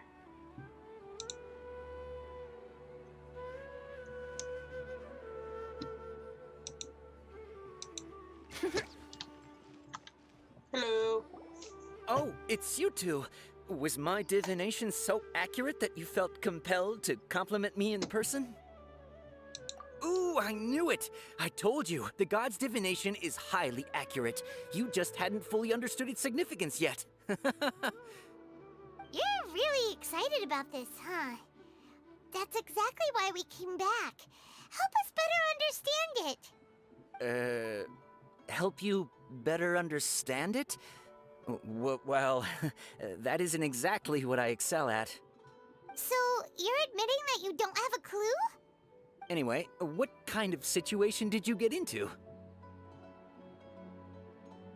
Currently. Huh? Hold on a second. I thought you guys just lost your wallet or fell for a scam. What you just said, are you serious? Does that kind of thing actually happen in real life? Paimon knew you weren't going to believe it. Marvelous. Truly marvelous. I believe you. Recall the interpretation of your divination, the moon, illusions, and lies. It really felt like an omen. When you say it like that, the divination does sound like it's related to what's going on. Can you read any more into it? I believe that the Archon's revelations are never more than vague hints. Anything more specific is beyond the reach of mere mortals. The book only says, if you trust your instincts and overcome your fears, the sun will surely rise. So that's how it is. Looks like fortune-telling is just fortune-telling. It's no good for practical problems. We haven't made any progress. Who else can we talk to? We have one more person. Paimon remembers that we tried talking to her a couple of times, but she always thinks we're playing pranks on her. You think she'll brush us off again? Yeah, if we tap into Dia's strong sense of responsibility as a mercenary, then she'll definitely take us seriously. At this time of day, Dia's probably just finished beating up those kidnappers. Let's go find her.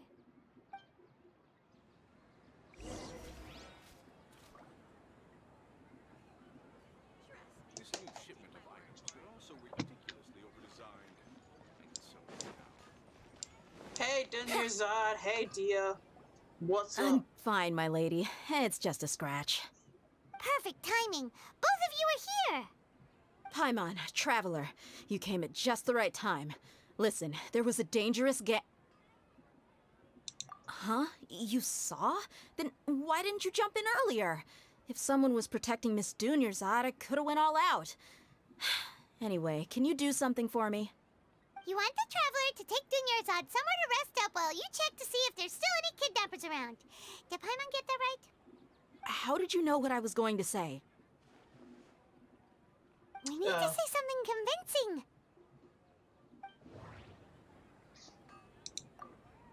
Dia sold her greatsword to raise additional funds, and then she was injured because she wasn't used to her new weapon. People in Sumeru don't dream. What a strange phenomenon.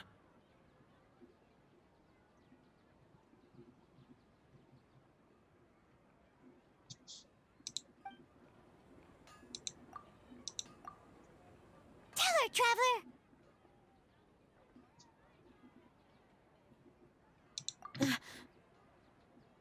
I didn't tell anyone about that. Including Miss Dunyarzad. You couldn't have known.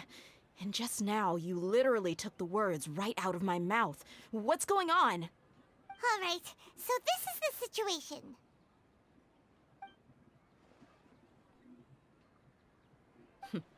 It's kinda hard to believe what you just told me. First, let me make something clear. Most of us desert dwellers might not be the scholarly type, but we do have basic common sense. She's quieter than usual, uninterested in anything, and really gloomy. Yeah, she isn't the same as before, but her parents said that this is how she was like at first. Huh? At first? I don't quite understand what you're all talking about. I'll go rest on the bench over there. My lady, are you angry?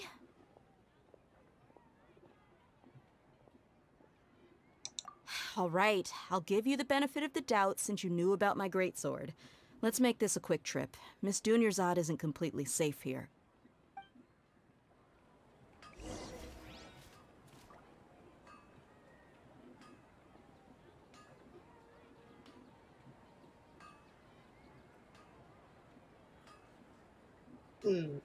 That does not look good at all. I have to figure out how to draw that properly later.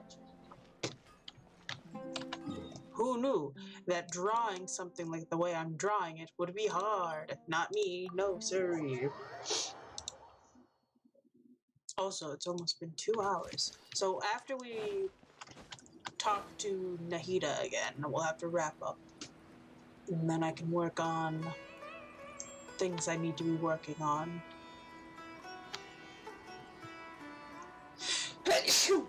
Maybe pop the rest of my popcorn for a snack.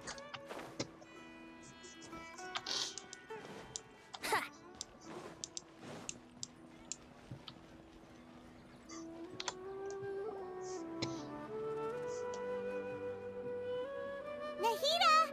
We brought a friend! Are you busy? I thought I told you that it won't help to bring anyone here.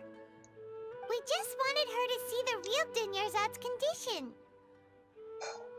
The real Dunyarzad? Where and who are you talking to? Huh? I told you that you two are special. Other people can't see me or Miss Dunyarzad here.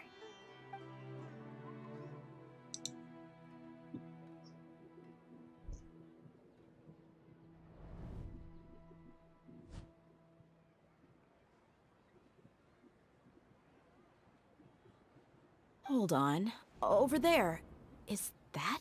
Wow, how perceptive. Does she have invisible antennae? Miss Dunyarzad, she's lying down here, isn't she? How's she doing? Her condition's really bad, and she's basically in a coma. How did you know she was here? I can sense her aura.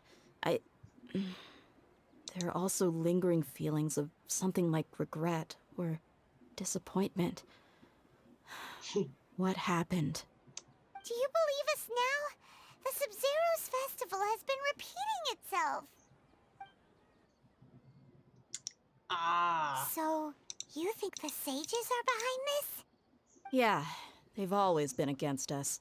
Wouldn't surprise me if they're using the Akasha to intentionally repeat the Sub-Zero's festival as a sick joke. You have a point.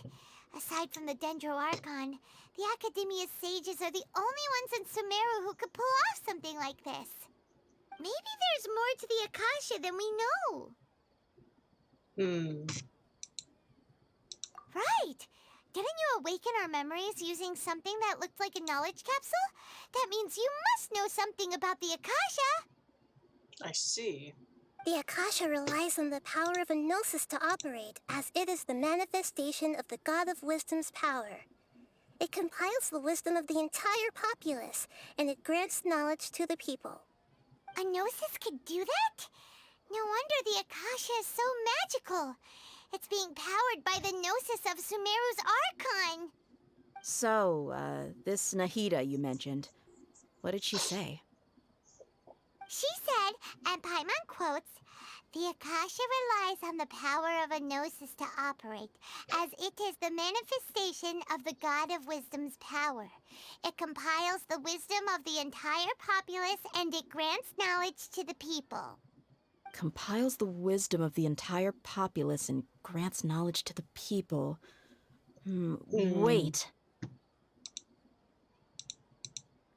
I get the grants knowledge part.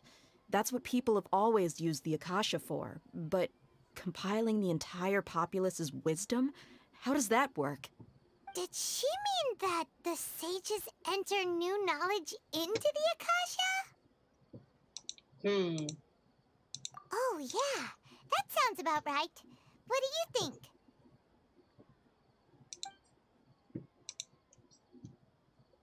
My brain's a jumbled mess. Okay, Nahida said the Akasha relies on the power of a gnosis to operate, as it is the manifestation of the God of Wisdom's power. It compiles the wisdom of the entire populace, and it grants knowledge to the people. People in Sumeru don't... My mind... That doesn't sound right.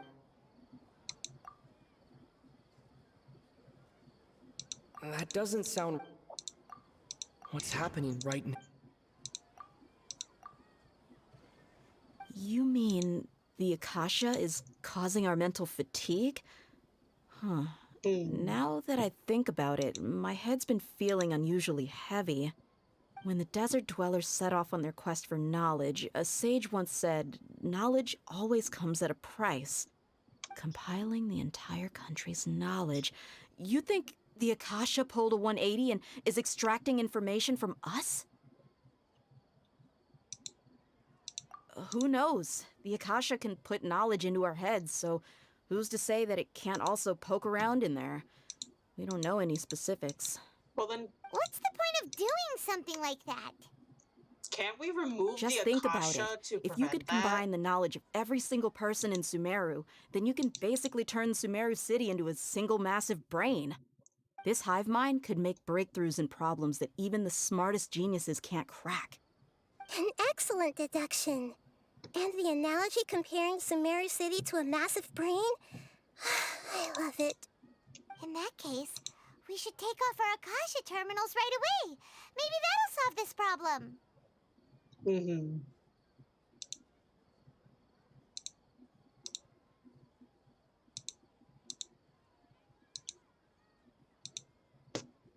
Yeah, I was only wearing this for show in the first place.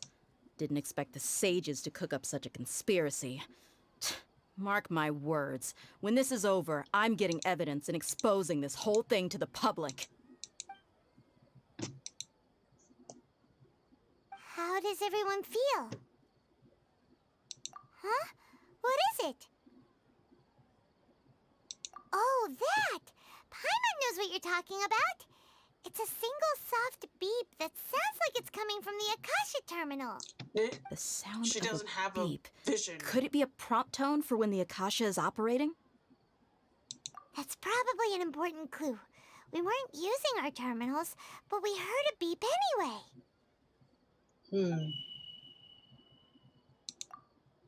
Traveler, did you hear that? I heard it too. Our ears aren't messing with us. There was definitely a beep, but it sounded like it was coming from inside my head. We took off our Akasha terminals. Oh. Phase runtime has exceeded its expected length, but we can't.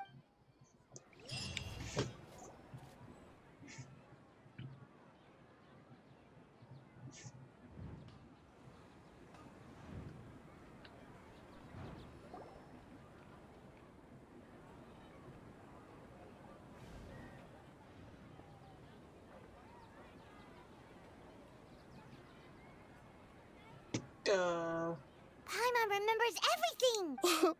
Good. You adapted quickly this time. We definitely took off our Akasha terminals last night, but we still heard that beep. Why is that? But now we can at least confirm one thing. The Akasha definitely has something to do with whatever's trapping us in this cycle. Oh, Paimon doesn't get it. Why would the Akasha go this far if all it wants is everybody's wisdom? It's extremely difficult for lab rats in an experiment to understand why they're being treated the way they are. Dang. If we're lab rats, then what are you? Nahida, you've never told us anything about yourself. She's a belle.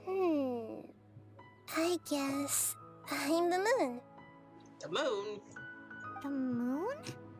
Wasn't that the result of our divination? Anyway, knowing who I am won't help you get closer to the truth, so you should focus on other things. Don't get distracted and miss any clues. Okay then. Dia helped us a lot yesterday, so let's go find her. If Paimon's reading the time correctly, those kidnappers should be showing up soon.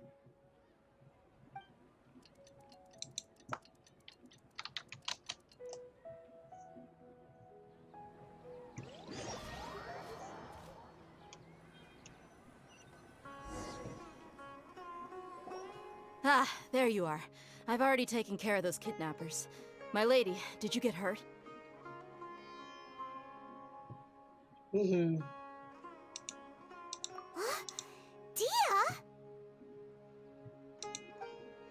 What's wrong? Why are you both gawking at me like that? You didn't get hurt this time. Huh? What do you mean this time? Why are you so surprised that I managed to get out unscathed? Those kids were amateurs. Amateurs? Shh! How did you know about my greatsword? I haven't told anyone about it. Please, don't tell Miss Dunyarzad. So Dia's lost her memories after all. Anything strange? You already know that I got a new greatsword. If I had to say something, it's weird how such a new weapon could feel so familiar. It's as if I've already used it to fight a countless number of battles. You're saying that although you don't remember using it, your body feels like it does? That's right. Both mercenaries and warriors heavily rely on muscle memory. Only knowing the theory of battle won't get you anywhere. Traveler, what do you think?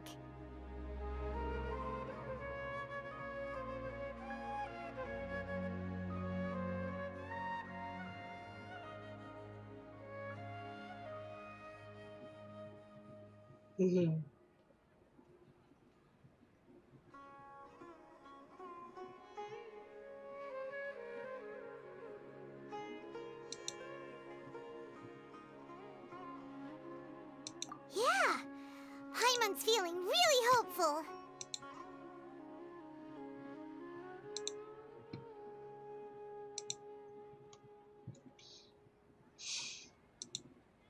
Oh, you're right!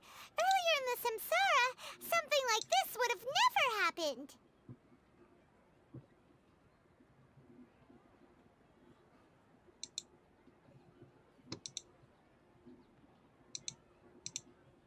I have no clue what you two are talking about, but it's still dangerous here, so...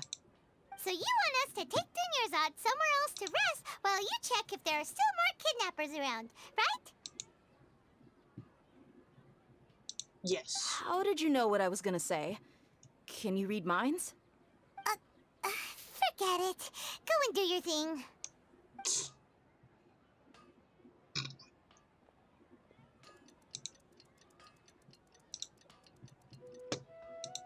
Gimme.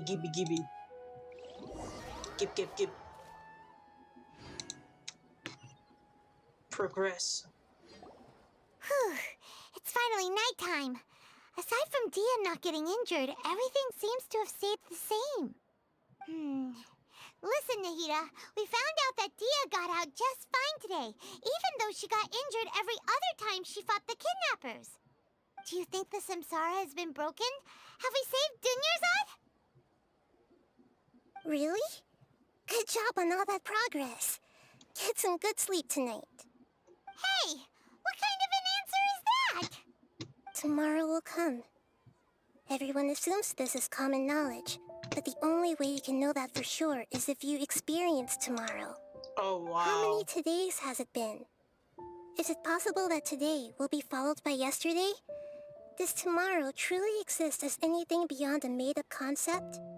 It's even possible that this entire world is a lie, and the history of the whole world has just been one endless Sub-Zero's festival. Okay, no more. Paimon's brain is already shut down.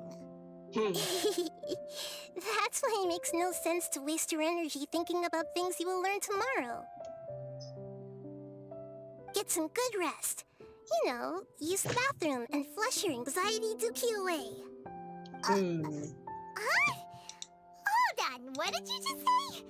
Did Paimon hear you correctly? Huh? People always say they feel a sense of relief after they take a duk-duk.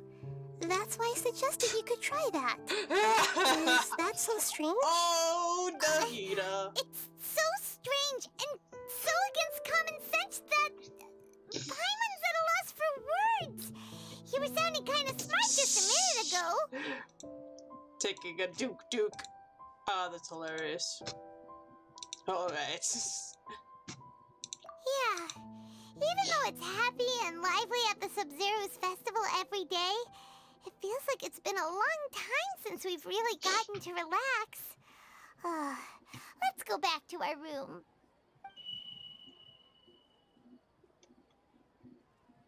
Continue the harvest. Compared to what we stand to achieve, these sacrifices are trivial. Dang. We're still in the same day. Nahida, you already knew last night that we didn't break out of the Samsara? Why did you tell us? Would there have been a point? You would have spent the night with new worries, with tomorrow still out of reach. In that case, you might as well rest within that brief moment of hope. An opportunity like that doesn't come by often, and I thought it might help you clear your minds. Paimon thought the Duke did that! Well, whatever. Guess you were looking out for us after all. Of course. In the time we've been together, you two have been everything to me. Paimon's flattered and everything, but maybe you're taking things a little fast. Wow. What I mean is, even though I had asked you to solve this puzzle, you two are still the only ones who can see me and sense my presence. In other words, if you weren't here, I may as well not exist. That's why you two have been everything to me. Get it? Aww. Nahida's talking about confusing stuff again. Anyway, that's enough chit-chat. So, Traveler, did the new clues yesterday help you gain a new understanding of the situation?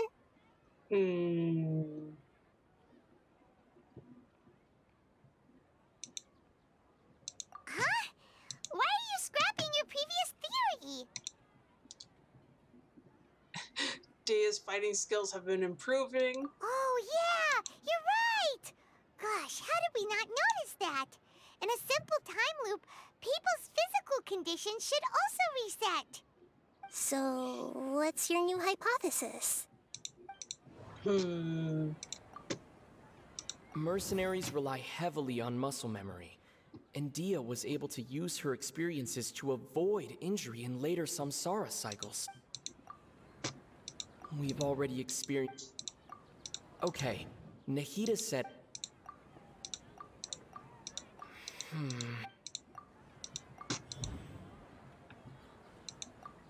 The beep is a... If all our memories of a day are erased at... the moon...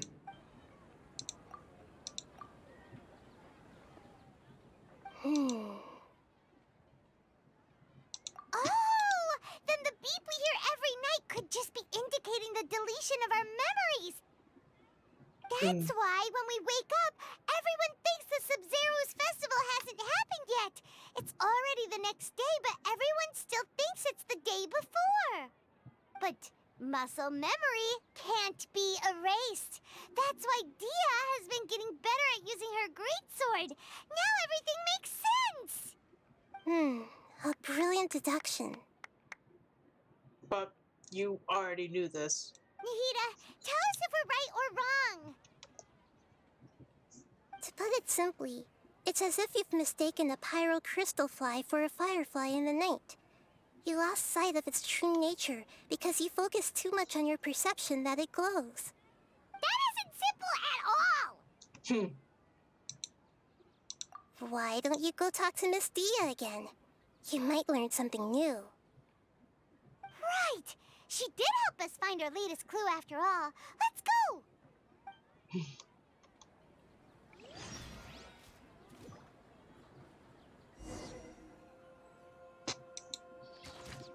Okay. This time loop is...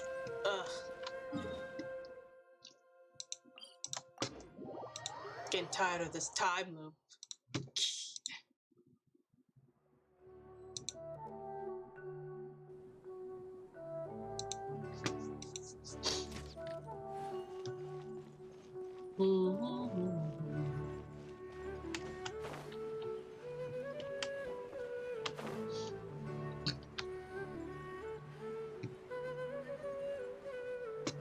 I need to go on a walk today still, too. The walk around in the castle. There you are. Really took me a while to find you. Yep. As expected, Dia also didn't get hurt today. Get hurt? Why would I? Don't underestimate me. Well, you're still getting used to your new greatsword. Huh. Truth be told, I also think it's pretty strange. It just suddenly felt so familiar in my hands and... wait a second! How did you know I got a new greatsword to begin with? I didn't tell anyone about it. Traveler, could you explain the situation to her today? Paimon's gotten a little sick of doing it.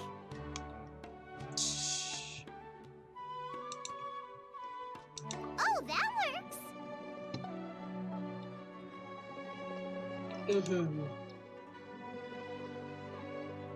What happened to you guys while I was gone? Did you get brainwashed by some cult? Man. Don't think too hard about it. Just take what we're saying at face value. All right then, let me get this straight. You're telling me that my body's already gotten used to this greatsword, but my brain just doesn't remember it? Yes, your memory's being erased every day. Then I'd have to disagree. That's impossible. Oh? Why do you think that? If we've actually been reliving the Sub-Zero's festival day after day, then what happened to the things we used, the money we spent, the food we ate? Common sense says my wallet should have emptied itself a long time ago. There's no way I wouldn't have noticed that. Right. They could use the Akasha to record what everyone did that day, and then use the city's resources to replenish everything. It's not very likely, but it's also not impossible. No, it is impossible. I've got proof. You have proof? Where? You two are surprisingly serious about this nonsensical discussion. Fine, I'll play along for a little longer. Come with me. Miss Dunyarzad? Please come along as well. I still can't guarantee that this area is safe. Paimon can't believe it's Dia who wants to show us something this time. 2 days ago, we were the ones taking her to see Dunyarzad.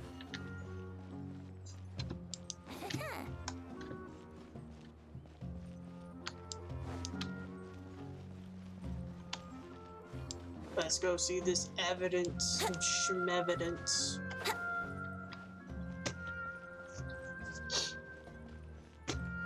Wouldn't gliding be faster? It would, Venti, but we can't glide. Brace yourselves. There's a roof here.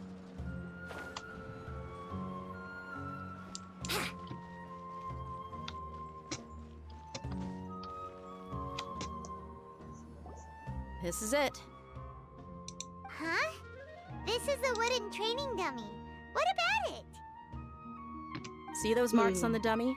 Those are the result of several days' worth of practice. Let's say the sages didn't replace it every day. Shouldn't it be hacked to pieces by now? That's true, but what if they did? Then the sages would have had to reproduce every mark I left during previous training sessions. I'm a professional fighter. My martial school has always emphasized the importance of refined control. The force, angle, and entry point of each strike is calculated and deliberate. That's why I remember every mark on the dummy, as well as my state of mind as I made each strike. It's just as they say, each swordsman has their own unique style, and even the same swordsman can't make the same cut twice. It would be impossible to copy these marks. Is it really impossible? What if they use some fancy machine to carve every single mark? People often say that a camera's photo can never replace an artist's painting because the former has no spirit to it. The same thing applies here. At a mere glance, I can differentiate carved marks from the results of combat training. Whew, hope that cleared things up for you. Hey, is this that new brain exercise game that's been super popular with the scholars lately? It's surprisingly fun. Anyway, it's getting late. I should escort Miss Dunyarzad to Nilu's stage. See you later. Well, back to square one.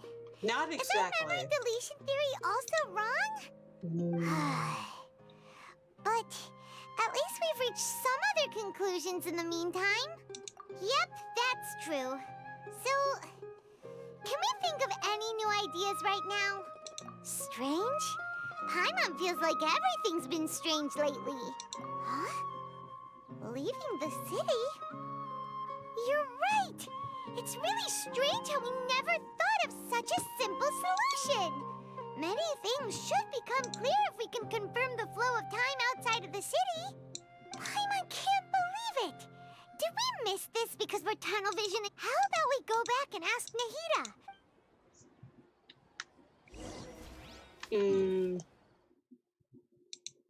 I have a feeling that we've tried leaving the city before and it didn't work. That we woke up back in the city. Also, quickly, I'm gonna go get this waypoint so I don't have to run every single time all the way back over there. It's just so tiring. Hello, Jean, Guan, Gayan, Jeon, Jane, John, Joanne. I don't know how to say that guy's name. I just said a bunch of pronunciations. 50% that were wrong. Nahida, we're back! You're back early today. Did you find something new? Sort of. We're mostly sure now that we're not in a time loop. And we also aren't in the real world. But at the same time, we have a new question. Yes. Leaving the city. As far as I remember, you've mentioned your plans to do that twice before. Oh? We did? But we don't remember anything. What happened after we talked about those plans? What did we say when we got back? Let me think. I don't think you ever actually told me what the outcome was. Oh, it's probably more accurate to say that both times you never came back the whole night. But you two sometimes stay out the entire night anyway, so at the time, I didn't think too much about it. It is true that sometimes we lose track of time during our investigations. Before we know it, it'll already be the next day. But still, neither of us remember anything about leaving town. Really? That's kinda strange. In theory, I should have already awakened all your memories.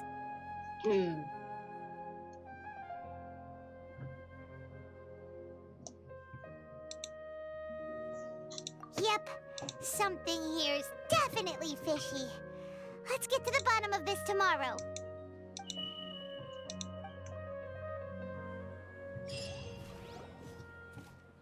Our memories are back!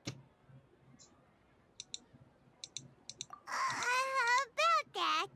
Traveler, aside from your memories that were just restored, listen to it and you'll understand. Can't go back. There are countless spaces here. Our Sub-Zeru's festival in Sumeru City is just one of them. Traveler, you should be missing 2 days worth of memories. Paimon will fill you in. It's time to carry out our plan from yesterday. Okay, let's go.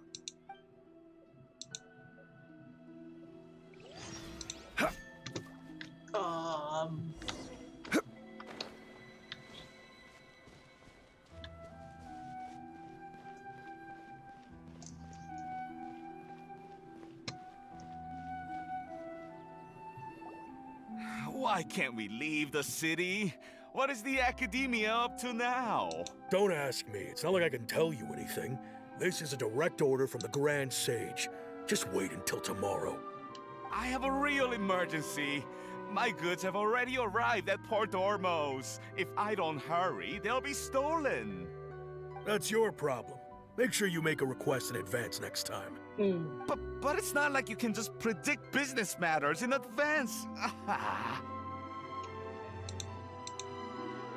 It looks like the Academia already announced a lockdown for Sumeru City today. How completely unsurprising. Let's go and question them. Hello, sir. Why can't we leave the city today? Here we go again. Don't ask me. I don't know either. We just received an order that no one is allowed to enter or exit Sumeru today. They didn't tell us anything else.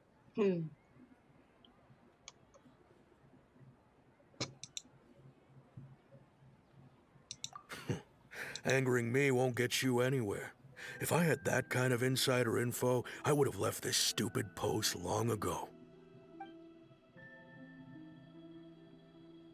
It looks like he really doesn't know. If we can't get anything out of him, let's take matters into our own hands. Why don't we climb over the walls? Those guards can't be everywhere at once. This is a good spot, and the guard hasn't noticed us at all. Let's hurry! Huh? Why? Are you going to leave Paimon behind? But what if things get really weird out there and you get into some trouble? Then Paimon won't be able to help you. Oh, Paimon knows that Paimon can't do much, but we've always been together, haven't we? Don't worry, Paimon. Okay. Paimon will wait for you. Promise Paimon that you'll come back as soon as possible. Just a quick look. Okay, and okay. Please, be careful. Don't worry, Paimon.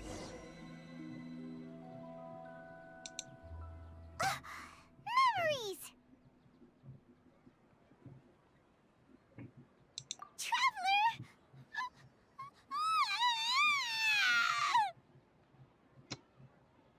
Paimon thought Paimon would never see you again! You just disappeared! Paimon waited for you for hours and hours at the city wall and you never came back! You promised Paimon that you were only taking a quick look! Paimon, calm down. He's here now. I don't think he understood what you were saying. Paimon doesn't care!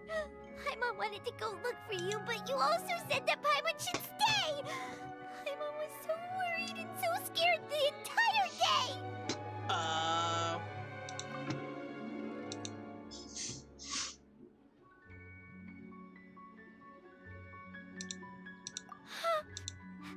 okay. Paimon will forgive you. The most important thing is that you didn't actually disappear. Oh, Paimon was so scared that you had gone into another world. Okay, Paimon, can you tell us your perspective of what really happened yesterday? Oh, jeez. I see. Using two people's different perspectives. After that, you left the city. Paimon kept her eyes on you the whole time, but then you disappeared in an instant.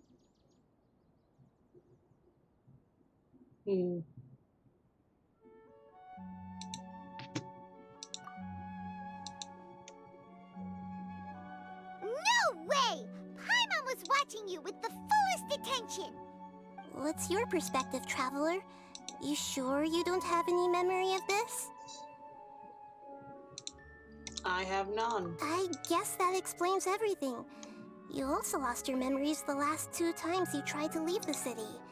Those days' memories can't be awoken. So, if we leave the city, our memories will be completely erased?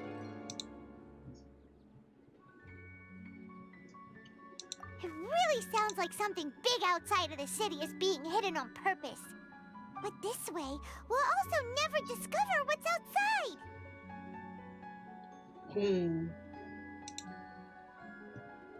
Something like a message?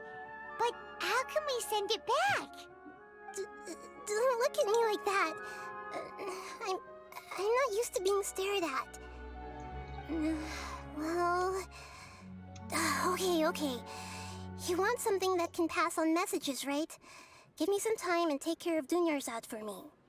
Yep, now we're talking.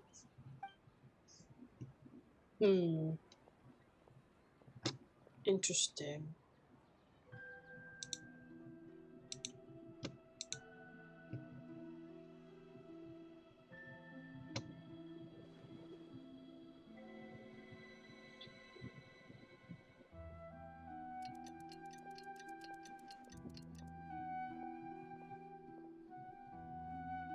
I'm done. Here you go. What? Isn't this just an Akasha terminal? You made some little changes. Akasha terminals are already capable of sending messages. I just tweaked it so that it could connect to any node. To make something like this? Nahida, you really know the Akasha like the back of your hand. Anyway, we can use this now to record a message, right? Yep. I'll help you save the messages. It should be pretty easy to use. I just can't guarantee the user's status and signal coverage when they're outside the city. We'll never know until we try. At least we're taking the initiative now.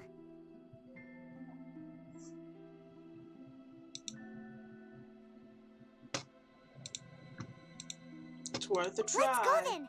Let's expose those sages.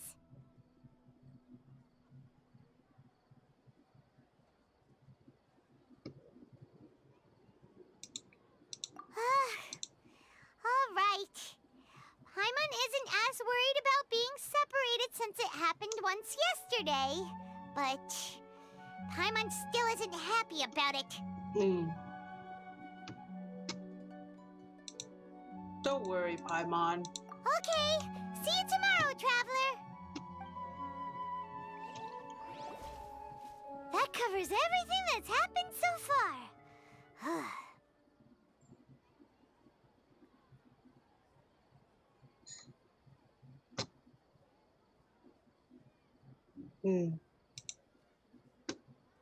Yes. Although the signal was choppy and had some interference, we still managed to receive 2 messages from you when you were outside. Okay, now that you understand what's going on, let's hear the messages together.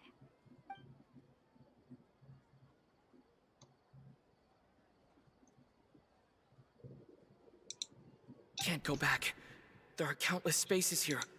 Our Sub-Zeru's festival in Sumeru City is just one of them. Oh. I've entered another space. Before me are flowing sandstone and howling fish. Impossible and surreal sights. All these spaces are empty except for the occasional ones that contain mute puppets rather than people. I can't sense any human presence. That's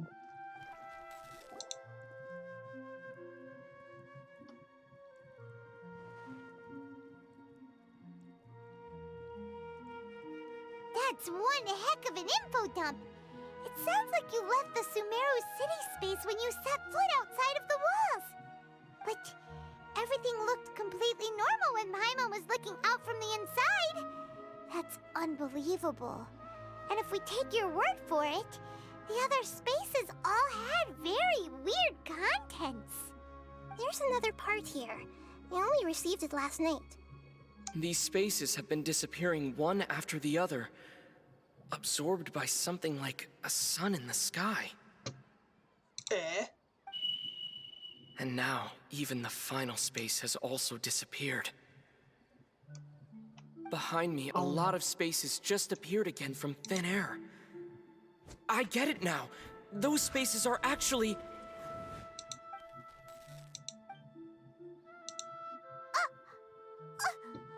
Why did the message end right there? What did the traveler want to say? What are those spaces? Probably because yesterday just happened to end at that moment. Oh, right. Paimon did hear a beep from the Akasha. Did it come from here or from the message? The message.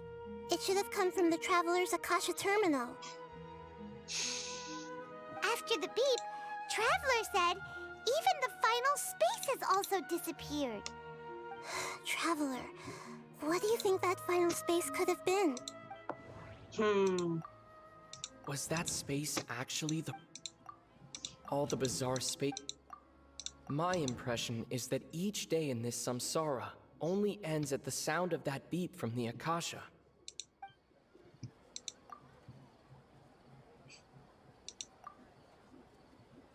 Oh, so that's what it is! After the sound of the beep, the final space, the Sub-Zero's festival, also disappears, and we're taken to the next day. Later on, Traveler also mentioned a bunch of new spaces materializing behind them. Do lots of new spaces appear every day? Paimon's head is spinning. Just what are these spaces anyhow? Well, consider this. For all the horrors of the Archon War, at its heart, it was just a game where a bunch of gods fought over 7 seats. So no matter how strange or spooky things may look on the surface, maybe all they point to in the end is a small and simple secret. Wow, the Archon War, huh? That's an analogy and a half.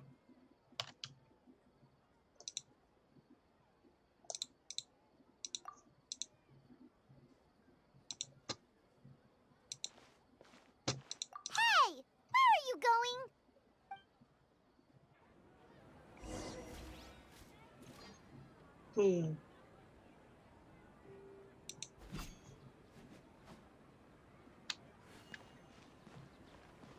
Organize my thoughts on a familiar bench in this city, eh? Well, let's see where this bench is. What should I call this bird? It's based off the clown retainer. Cloud retainer.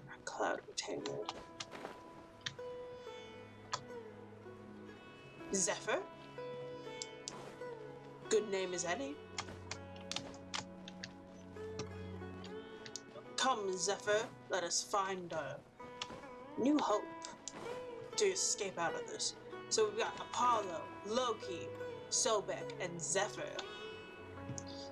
We also have Poseidon, but I don't usually pop Poseidon out of my bag. Do you want some alone time to think? Alright then, Paimon won't disturb you.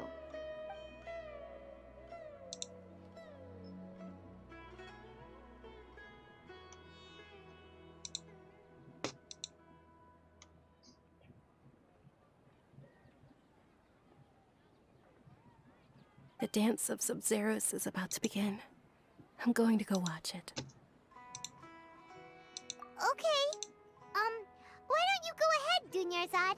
We still have some other stuff to do first. Okay then. See you later. Have you figured it out yet, Traveler?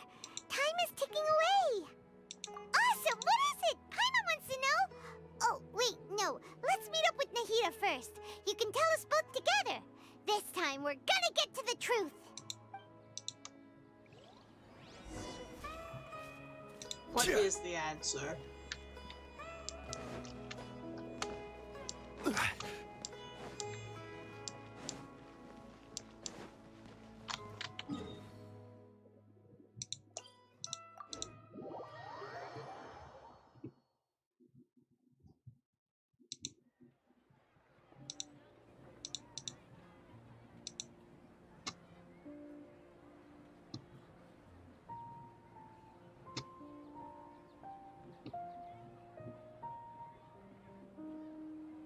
Osmanthus wine tastes the same as I remember.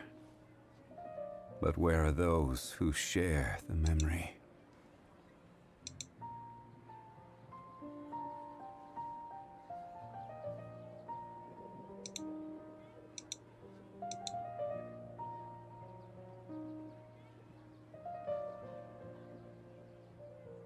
Where do you want to go next? If you'd like to see Liyue's tourist spots. No, we will not like to go to Liyue. We're too busy in a time loop, Zhongli. Haven't you been paying attention for the past 2 hours? Sorry for shouting at you, Zhongli. I did not read it. My back just hurts. You're back. I've been waiting forever for you two. Judging by the looks on your faces, are you ready to take your Sub-Zero's exam and graduate from the festival?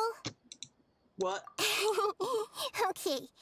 First off, have you discovered the hidden truth? We've already experienced the Sub-Zero's festival many times. Okay, Nahida said the Akasha relies on the power of the moon,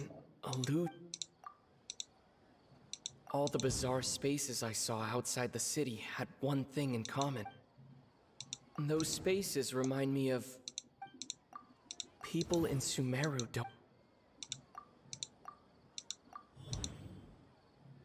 We are all in a dream. It isn't that the people of People in Sumeru think they don't dream, but the truth is the Akasha steals their dreams without them knowing it. And those spaces with no human presence are stolen dreams without their host. That would explain why they sounded so weird when he was trying to describe them. Huh. So people in Sumeru do dream after all. In fact, we're all in one big dream together right now. Correct answer. Now, how did you conclude that the Akasha is capable of this?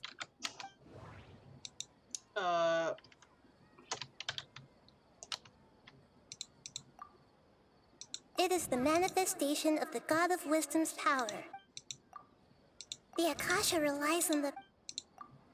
It compiles the wisdom of the entire populace. And it grants knowledge to the people. That doesn't sound right. Oh, okay. Those dream-controlling creatures in the forest also get their power from the Dendro Archon, right? That would explain why the Akasha has the ability to control people's dreams, too. But is stealing everyone's dreams really how the Akasha compiles their wisdom? Isn't there anything more to it than that? Who knows? Dreams are fantastical, complex, and full of imagination. People's brains are the most active when they're dreaming. In other words, dreams are rich bundles of human wisdom. So, in other words, the complete opposite of how Hypatia understood it. Paimon remembers her saying that the sages think dreams are foolish delusions, and the fact that no one dreams is a blessing from Greater Lord Rukkhadevata. So it was all a dirty trick? The real story is that the sages from the Academia are using the Akasha to steal people's dreams for their own use, huh? Oh? By the sounds of it, you understand the current situation pretty well. So then, what about the Samsara? The Grand Sage said, those spaces kept those dreamscapes kept vanishing. The beep is a... We've already my mind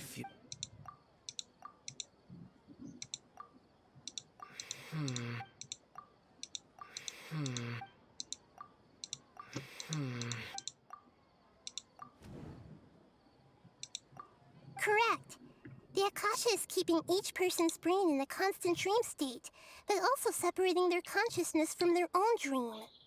Their disembodied consciousness is placed inside the collective dream of the Sub-Zero's festival along with everyone else's, while their now vacant dreams are harvested by the Akasha. No one is any the wiser as another day passes in the dream, and so begins another samsara cycle. People wake up to yet another dream about the Sub-Zero's festival.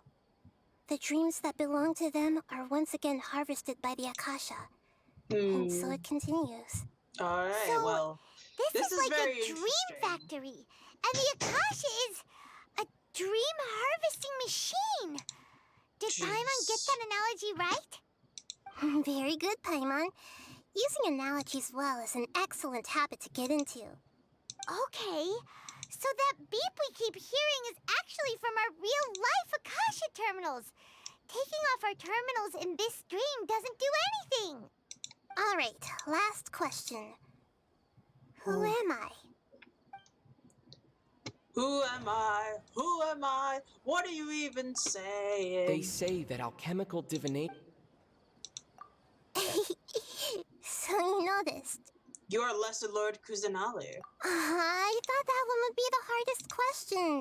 That's why I put it last. That wasn't hard at all. Even Paimon guessed that. Everything about you is different. We just didn't want to expose you is all. Now that you mention it, Nahida, you've been hinting to us since the very beginning. It's funny, thinking back to when we were asking all over the place for info about Lesser Lord Kusanali. Paimon didn't expect to meet you like this.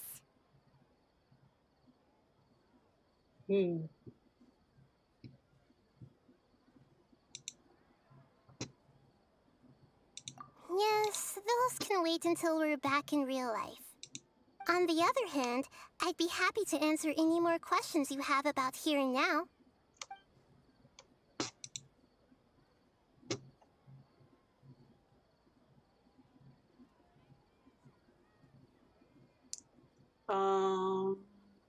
Why couldn't you You tell us asked me this question before. My answer was, it would literally blow your minds. Now that you know this is all a dream, this answer should hopefully make more sense. Have you heard the saying, don't wake a sleepwalker?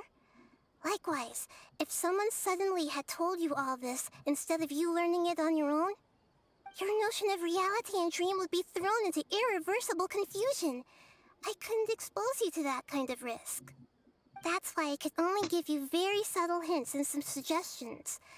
Long story short, I'm really sorry I had to keep you guessing.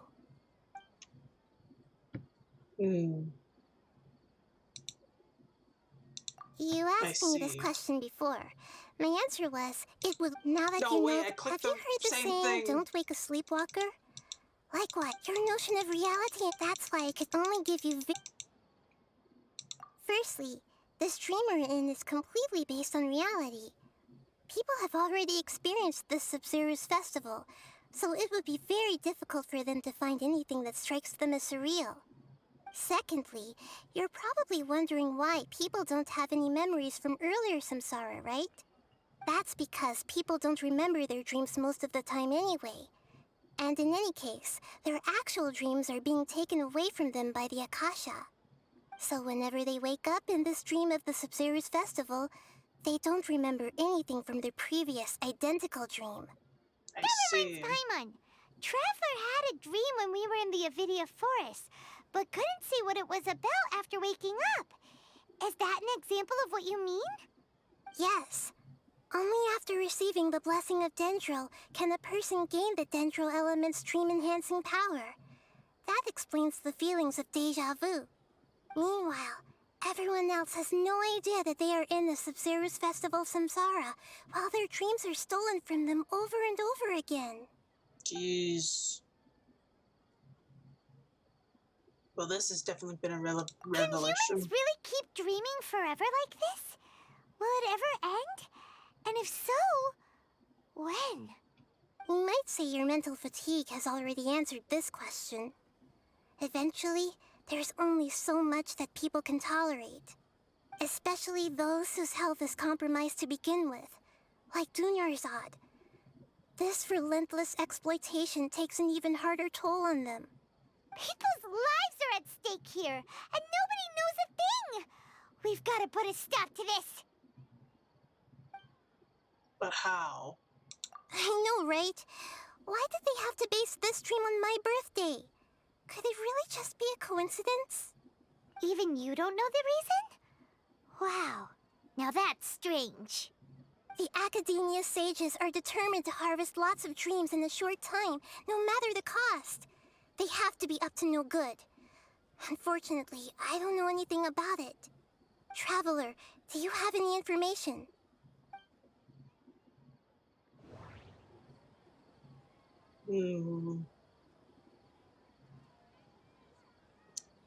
Well...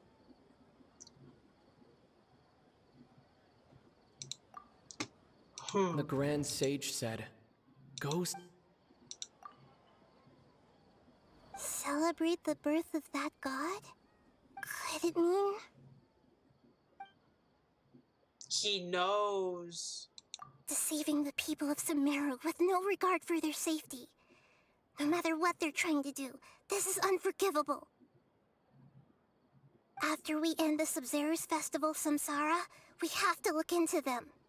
How can the sages of the Academia do this behind their Archon's back? This is ridiculous! In the end, I'm just the moon. The real sun is long gone. A sun and a moon? Nahida's talking in riddles again. I know what she means. Oh, we're out of time today! I'll tell you how to break free of the Samsara tomorrow. See you then.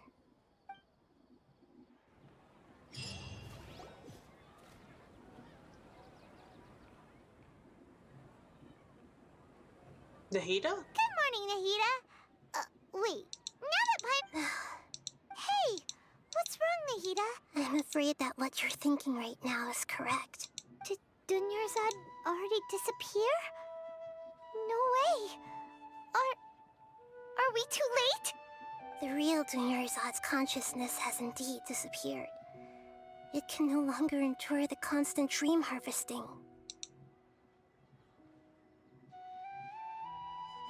Paimon can't believe it. Wait, so what about that other Dunyarzad? Just what is she? Is she also going to disappear? She's actually something like a puppet, but not completely. The real Dunyarzad's consciousness could no longer keep playing her role in this dream. So another Dunyarzad appeared to replace her in the dream. Just like the grass and the trees, that Dunyarzad is just a building block of the dream that helps to keep it going. But personality-wise, she's nothing like the real Dunyarzad. Puppets are stiff, and can't copy a living person's vitality. After all, they're just there as filler. You know, speaking of which, the old Dunyarzad might not have been too different from a puppet. Dunyarzad truly believed that she met you within her consciousness, and it was you who inspired her. So you do remember her after all. Yes. Back then, her family was overly protective of her. No one cared about her personality or thoughts. It was as if she only lived to stall her Elazar. I just gave her a little wisdom so she could look at life in a new way. So that she could be her own person. But even so, she's still... far from it. I'm still a long way off from being a real Archon. I couldn't even save her. If I were a competent Archon, I wouldn't have let my most faithful follower die at the Sub-Zero's festival with so many regrets. Please don't beat yourself up over it, Nahida. It's the Sage's fault, and theirs alone. I'm not beating myself up. All I did was to rationally observe the distance between myself and a real Archon. Don't be like that, Nahida. Even real Archons are still allowed to be sad. This is true. To prevent more tragedies like this, we must end the samsara as soon as possible. Great, but how do we do that? Although the Sub-Zero's festival dream is under the Akasha's control, only humans can dream. Even the Akasha is unable to create them. That means this dream belongs to a host who created it. The Grand Sage. So, how should we find that person? Well, if this is someone's dream, then everything here must come from deep within their consciousness. Which means, with the power of imagination, they can change anything in this dream. Imagination? What do you mean by that? Imagination means breaking through what you perceive as normal. Like when a server at a tavern brings a plate to you, you'd naturally assume that food is on it. However, if you're the dream's host and you become aware that you're dreaming, when you imagine gold and more on the plate, the dream will respond in kind, and the server really will bring you gold and mora. But right now, our host is unaware that this is a dream. No matter how many times they're served, it will always be food. Find some way to make that person realize that they're dreaming. Usually, once that happens, the person will wake up and the dream samsara will be broken. How are we going to find them, though? If it could be anyone, it'd be like looking for a needle in a haystack. And even if we did find them, how are we supposed to make them realize they're dreaming? After all, like you said, don't wake a sleepwalker. It's extremely difficult, yes. But the only ones who can do it are you two. Remember, everything you've achieved up to this point has all been for the sake of finding the host and ending the samsara. As for me, during this time, I'll be out of town. Out of town? Are you going to that place full of dreams where the Traveler went? Yes. I want to try something. There must still be a small wisp of possibility. Hurry and go. Dreams are supposed to be fantastical, romantic, and full of pleasant surprises. Unnecessary things like this samsara need to end. Paimon's still a little upset that we've come this far only for Dunyarzad to... Honestly, to be expected. She was such a good person, with such a simple wish. But fate was against her. Yeah, saving Dunyarzad is what kept us going this whole time. But we mustn't lose hope, Traveler. Dunyarzad would definitely want to see us save everyone else. So let's break the samsara for her sake. Paimon's wondering, do you think the sages would get one of their own to be the host of this dream? Feels like it would be easier to control it that way, no?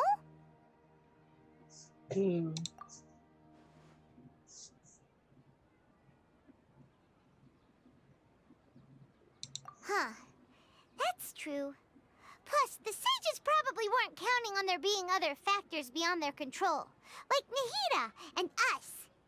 So, who do you think the host of the dream is?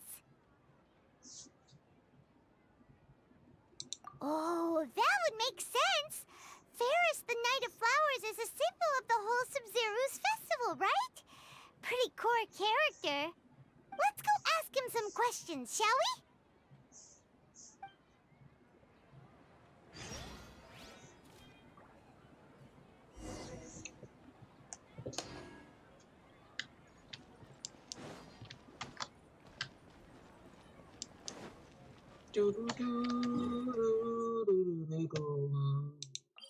Dum dum da da da da da.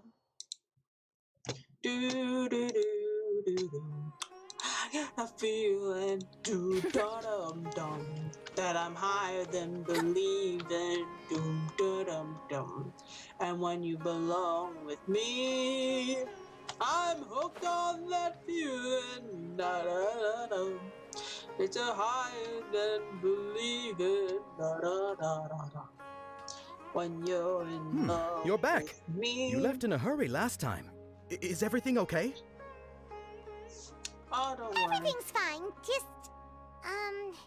it's a little hard to explain. Would you mind taking part in a little experiment with us? An experiment? That came out of nowhere. I'm listening, though. What do you need me to do? Could you make a wish? You want me to make a wish? Is that a new Sub-Zero's festival tradition or something? Less questions, more wishing! Wow, Paimon. Okay. My wish. Okay. I'm a little nervous saying this out loud, but I want Miss Dunyarzad to be happy. Aww. Oh. I noticed earlier that she looked a bit down, and she wasn't really talking to anyone. She just doesn't seem like herself. She's always so gentle and kind, and all the kids love her. I've also wondered if the reason she asked me to be Fairest Knight of Flowers is because I'm special to her, or something. Oh no! Oh no! You have a crush on Dunyarzad? Oh, is it that obvious? No! After what I just said, I guess it is. No! When she placed the hat of the Knight of Flowers onto my head, she said to me, I want everyone to have a happy Sub-Zero's festival. Oh, I'm so sad. What she didn't realize was that I'm not that interested in how everyone else feels. In that moment, I just wanted to be her Knight of Flowers for the rest of my life. 50 years, 100 years, I'll serve her to the end of time. I am so sad right now. I'm legitimately sad. No! Okay, yeah, that was a bit much. Felt like the right moment to get it off my chest, but that was pretty embarrassing. Okay, I'm ready to make my wish. I would like Miss Dunyarzad to appear in front of me right now with a smile on her face. Here goes. Please come true.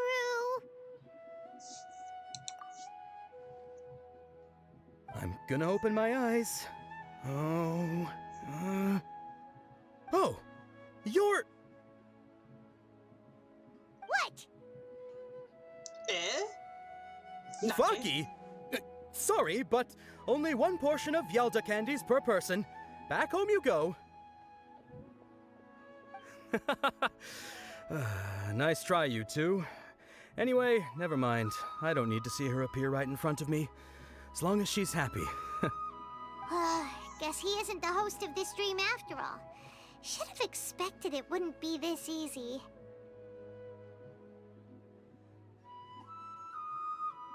I have a feeling there's something more. It seems like everyone who knows Dunyarzad loves her, but none of them has any idea that she...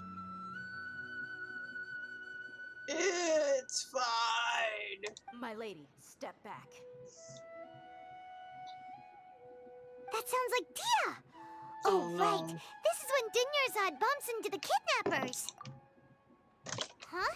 But Dia can handle them. Hey, Traveler!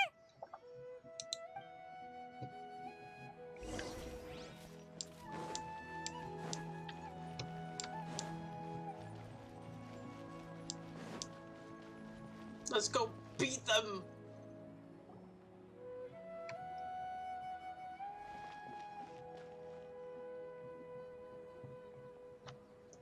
It's you fools again. Oh, it's you. Great timing. Please take... Hey, this is my job. The homie Yannis pay me, not you. You... Fine, all right. Knock yourself out. Why are you so worked up anyway? It's not like I don't trust your fighting skills. Let me Anyway, beat them watch up. yourself.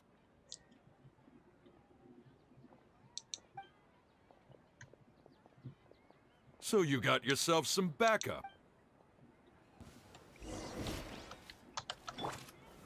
Stabilize! You're gonna regret Time for this. takeoff.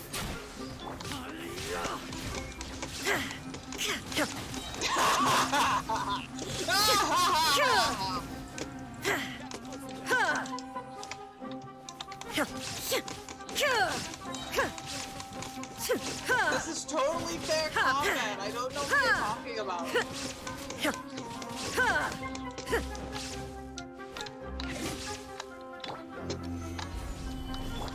Yahoo!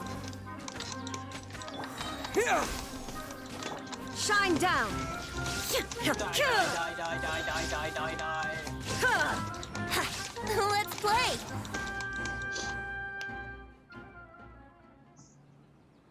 Traveler, were you just taking your anger out on those guys? Maybe. You and Nahida both. Dunyarzad wouldn't want to see you two like this. Oh, and speaking of her, Paimon just remembered something.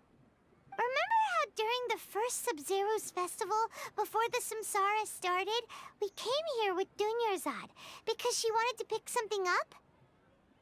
Yes. She said it was because she had forgotten something. And? Okay, so Paimon's memory is working so far. Anyway, Paimon also remembers that she is staying somewhere around here. She pointed it out to us the night before the Sub-Zero's festival. Yeah, even if it's only a tiny clue, it'll probably still help us more than this needle in a haystack search.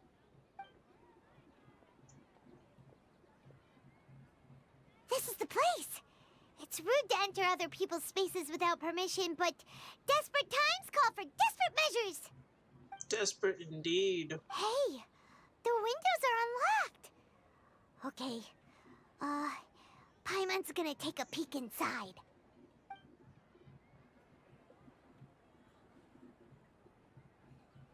This was only a temporary residence, so there was pretty much nothing inside except this book on the table. Should we open it? Do we want to find out?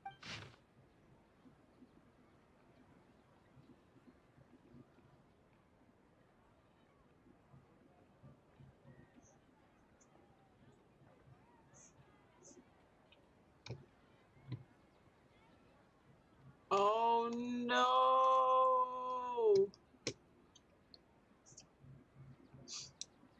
Oh no, it's a letter from Dunyarzad! After almost 16 days, I was finally able to get these notes written before the Sumuru festival. It's a goodbye letter! No! Oh no! Okay, I'm gonna read this. Hold on.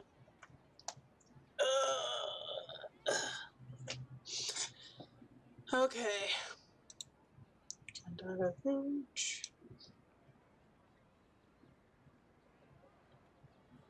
Oh. Okay. This is so sad. Genshin, why?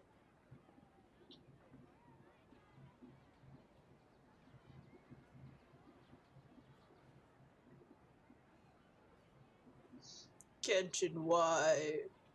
Okay. Wow. Dunyarzad wrote all of this. Sounds like she was always thinking of us even while we were away. Even though she was also busy preparing for the Sub-Zero's festival and had all her health problems to worry about. She must have wanted to give this to us as a gift on the day of the Sub-Zero's festival, right? This is so sad. If we hadn't found this book, we never would have known. But now that we know, we can't even thank her. This is so sad.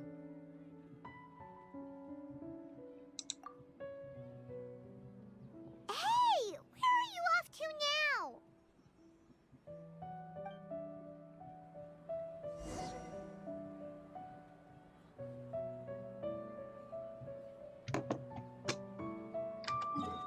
Let's talk to the fake Dunyarzad.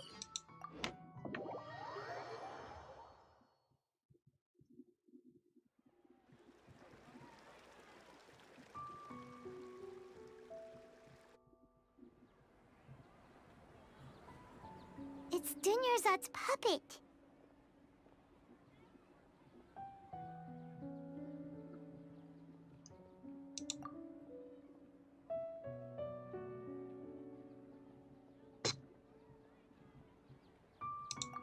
Traveler? You must be exhausted. Come to think of it, we've been stuck in this place for a really, really long time. Heck, even the last time we were chatting happily with Dunyarzad feels like an eternity ago.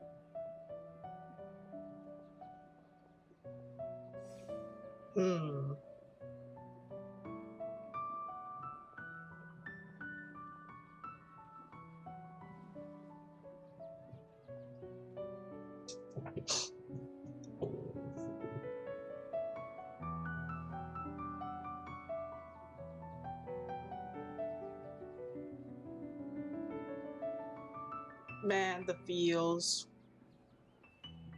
Paimon still remembers when we were sitting here, and the way her eyes sparkled when she talked about Nilu's dance of Sub-Zerus. There will always be frustrations in life, but I know that the point of living is not to leave behind any regrets.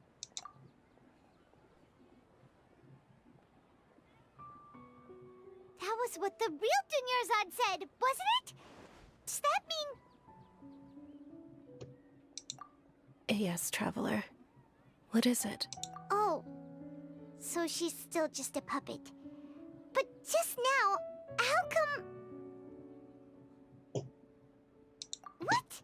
Where are we going this time?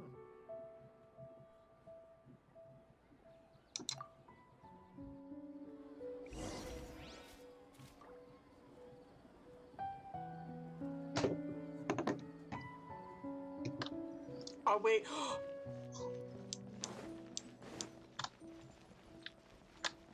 Did we finally figure it out?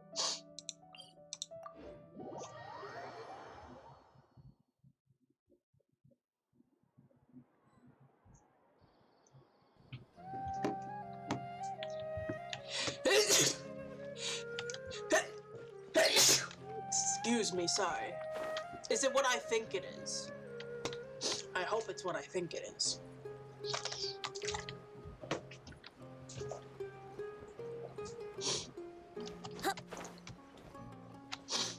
I don't think I can go on a walk anymore today. That's fine, I went on a walk yesterday.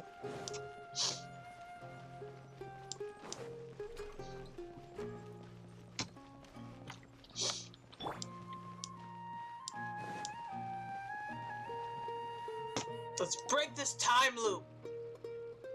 If you continue to resist, we will have to order an investigation into every single event organizer. The Grand Sage has already granted you much leniency. I advise that you exercise tact. How did things turn out like this? Not so fast.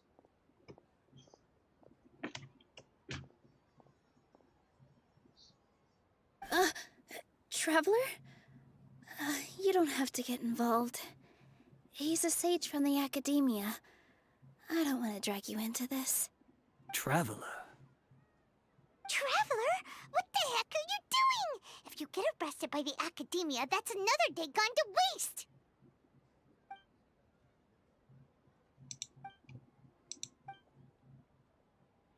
Wait, they're not reacting. Have they been scared stiff?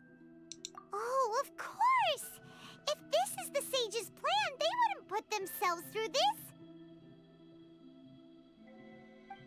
So they're just substitutes. What is this? What happened to the Grand Sage and his entourage? Oh.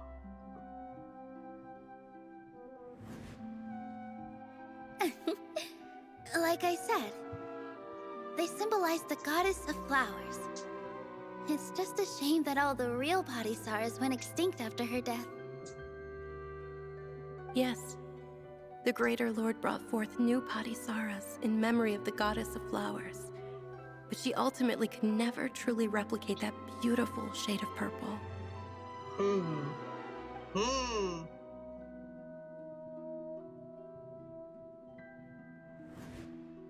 Ah, that beautiful shade of purple. Aren't these flowers real Patisaras? Just like the ones from the legend? I didn't even notice.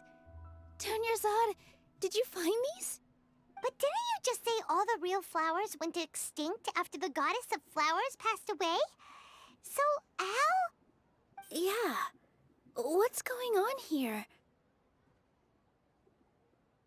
Huh? You guys are acting weird. But okay, I'll try.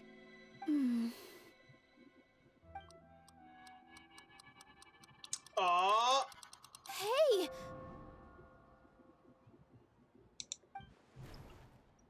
They disappeared! So Nilu's the host! What a surprise! Purple Patisaras don't exist in the real world anymore. But in Nilu's subconscious, they can appear as decorations on the stage. It's just like the example Nahida told us. People assume there will be food on a plate, and Nilu assumed there would be real Patisaras in the flower pots. So when you saw the flowers, you instantly knew it was Nilu? Correct. But if we want to end the samsara, we need the host to become aware that they're dreaming. How should we make Nilu realize that? Am I dreaming? Huh? So I'm right. Is this Lesser Lord Kusanali responding to our celebration of the Sabzeruz festival? Wrong guess, but you aren't completely wrong either. The point is, what made you think this is a dream? As far as you know, people in Sumeru don't dream, right? Yeah, but have you heard the tale of the first sage? To prevent a calamity, he went on a journey to find the Dendro Archon. Ooh, sounds familiar. Dunyarzad told us a story like that when we first arrived in Sumeru City. So it was about the first sage, huh? Yep, but in the part you heard, he hadn't become the first sage yet. There's more to the story. Oh, tell us His piety more. and wisdom were acknowledged by the Dendro Archon, and she finally gave her blessing to him. All kinds of spectacular scenes appeared in front of the first sage, as if all the knowledge in the world was being painted onto a canvas right before him. He was captivated. After who knows how long, he mastered all the knowledge he could comprehend. Afterward, he said to the Dendro Archon, "I miss my parents, my wife, and my children. I've been away from home for far too long. They must be worried." The Dendro Archon smiled. The next second, the sage found himself lying in his bed, as if he had just woken up from a dream. His wife, lying next to him, said, "You're off to search for the Dendro Archon today, aren't you? Have a safe journey, my love." In the end, the first sage took care of many disasters in Sumeru City and founded the Academia. What a happy ending. So, the first sage was dreaming ever since the beginning of the story? He never went on his journey? I mean, technically Yes, he went. but his faith and determination were conveyed to the Dendro Archon, so she blessed him in the form of a dream. Paimon understands where you're coming from now. That's a really interesting connection. But we really gotta wake up soon, like the sage in the story! I see. Well, it just so happens that today's Sabzeruz festival is almost over too. Ah?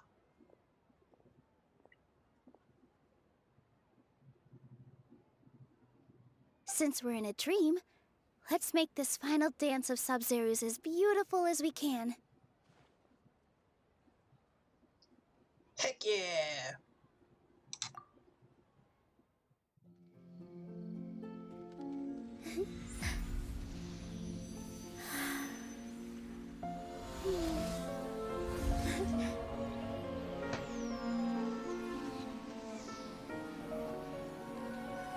The wait is over, everyone. I dedicate this to our god, the Dance of Sub-Zerus.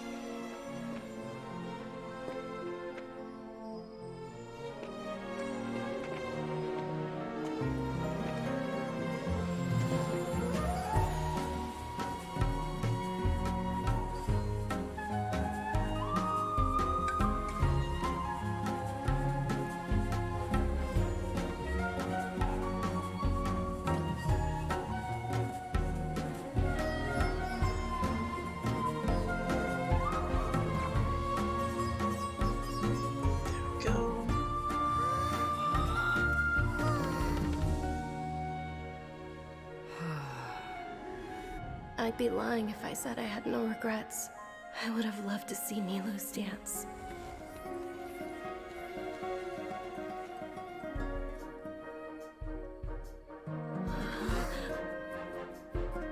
No! She's confirmed dead! Curses!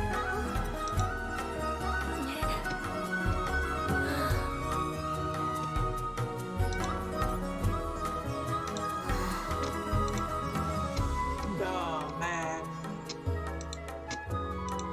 She's a ghost, no!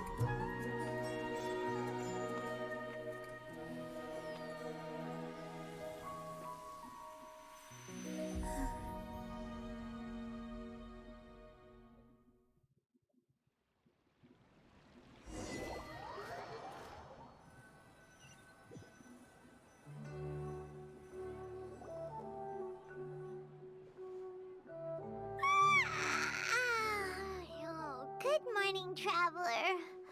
Oh, Paimon feels like she's been asleep for the longest time. Paimon's head feels super heavy. Did we oversleep? Do you even remember going to sleep last night? Paimon thinks it was after the Sub-Zerus festival. The Sub-Zerus festival! Have we finally escaped from the Sub-Zero Samsara? Quick! Take off your Akasha terminal!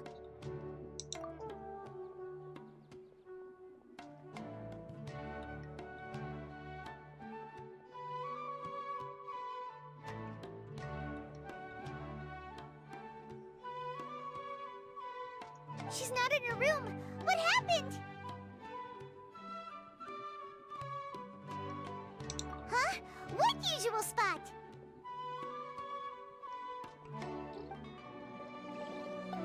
Please.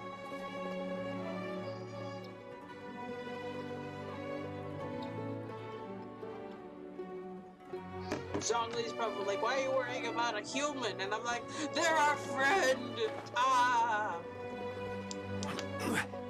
Please, please, please, please. She's okay! Well done, Traveler and Paimon. And thank you, Dunyarzad, for organizing the Sub-Zerus festival for me. I'm sorry, who are... Dunyarzad! You're okay! Oh, Traveler Paimon. I have something amazing to tell you.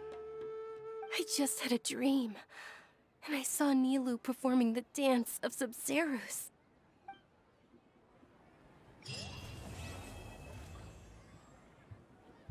Oh my god.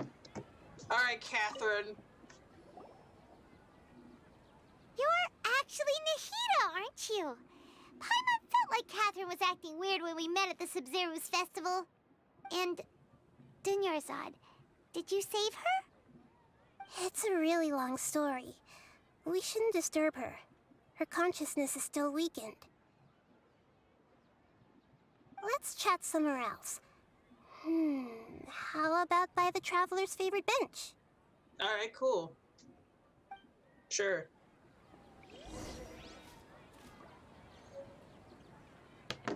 Oh my god. Oh my god. 3 hours in! Oh my... switch to starting soon. Sorry about that, everyone. We will continue this tomorrow because, oh my god, that was a lot of information to take in. But now, let's just end stream here. Let's close all of this out and let us do a thingamajig. Close this, stream manager.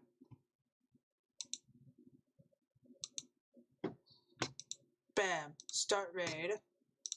Let's get the raid message going. Oh, whoopsies.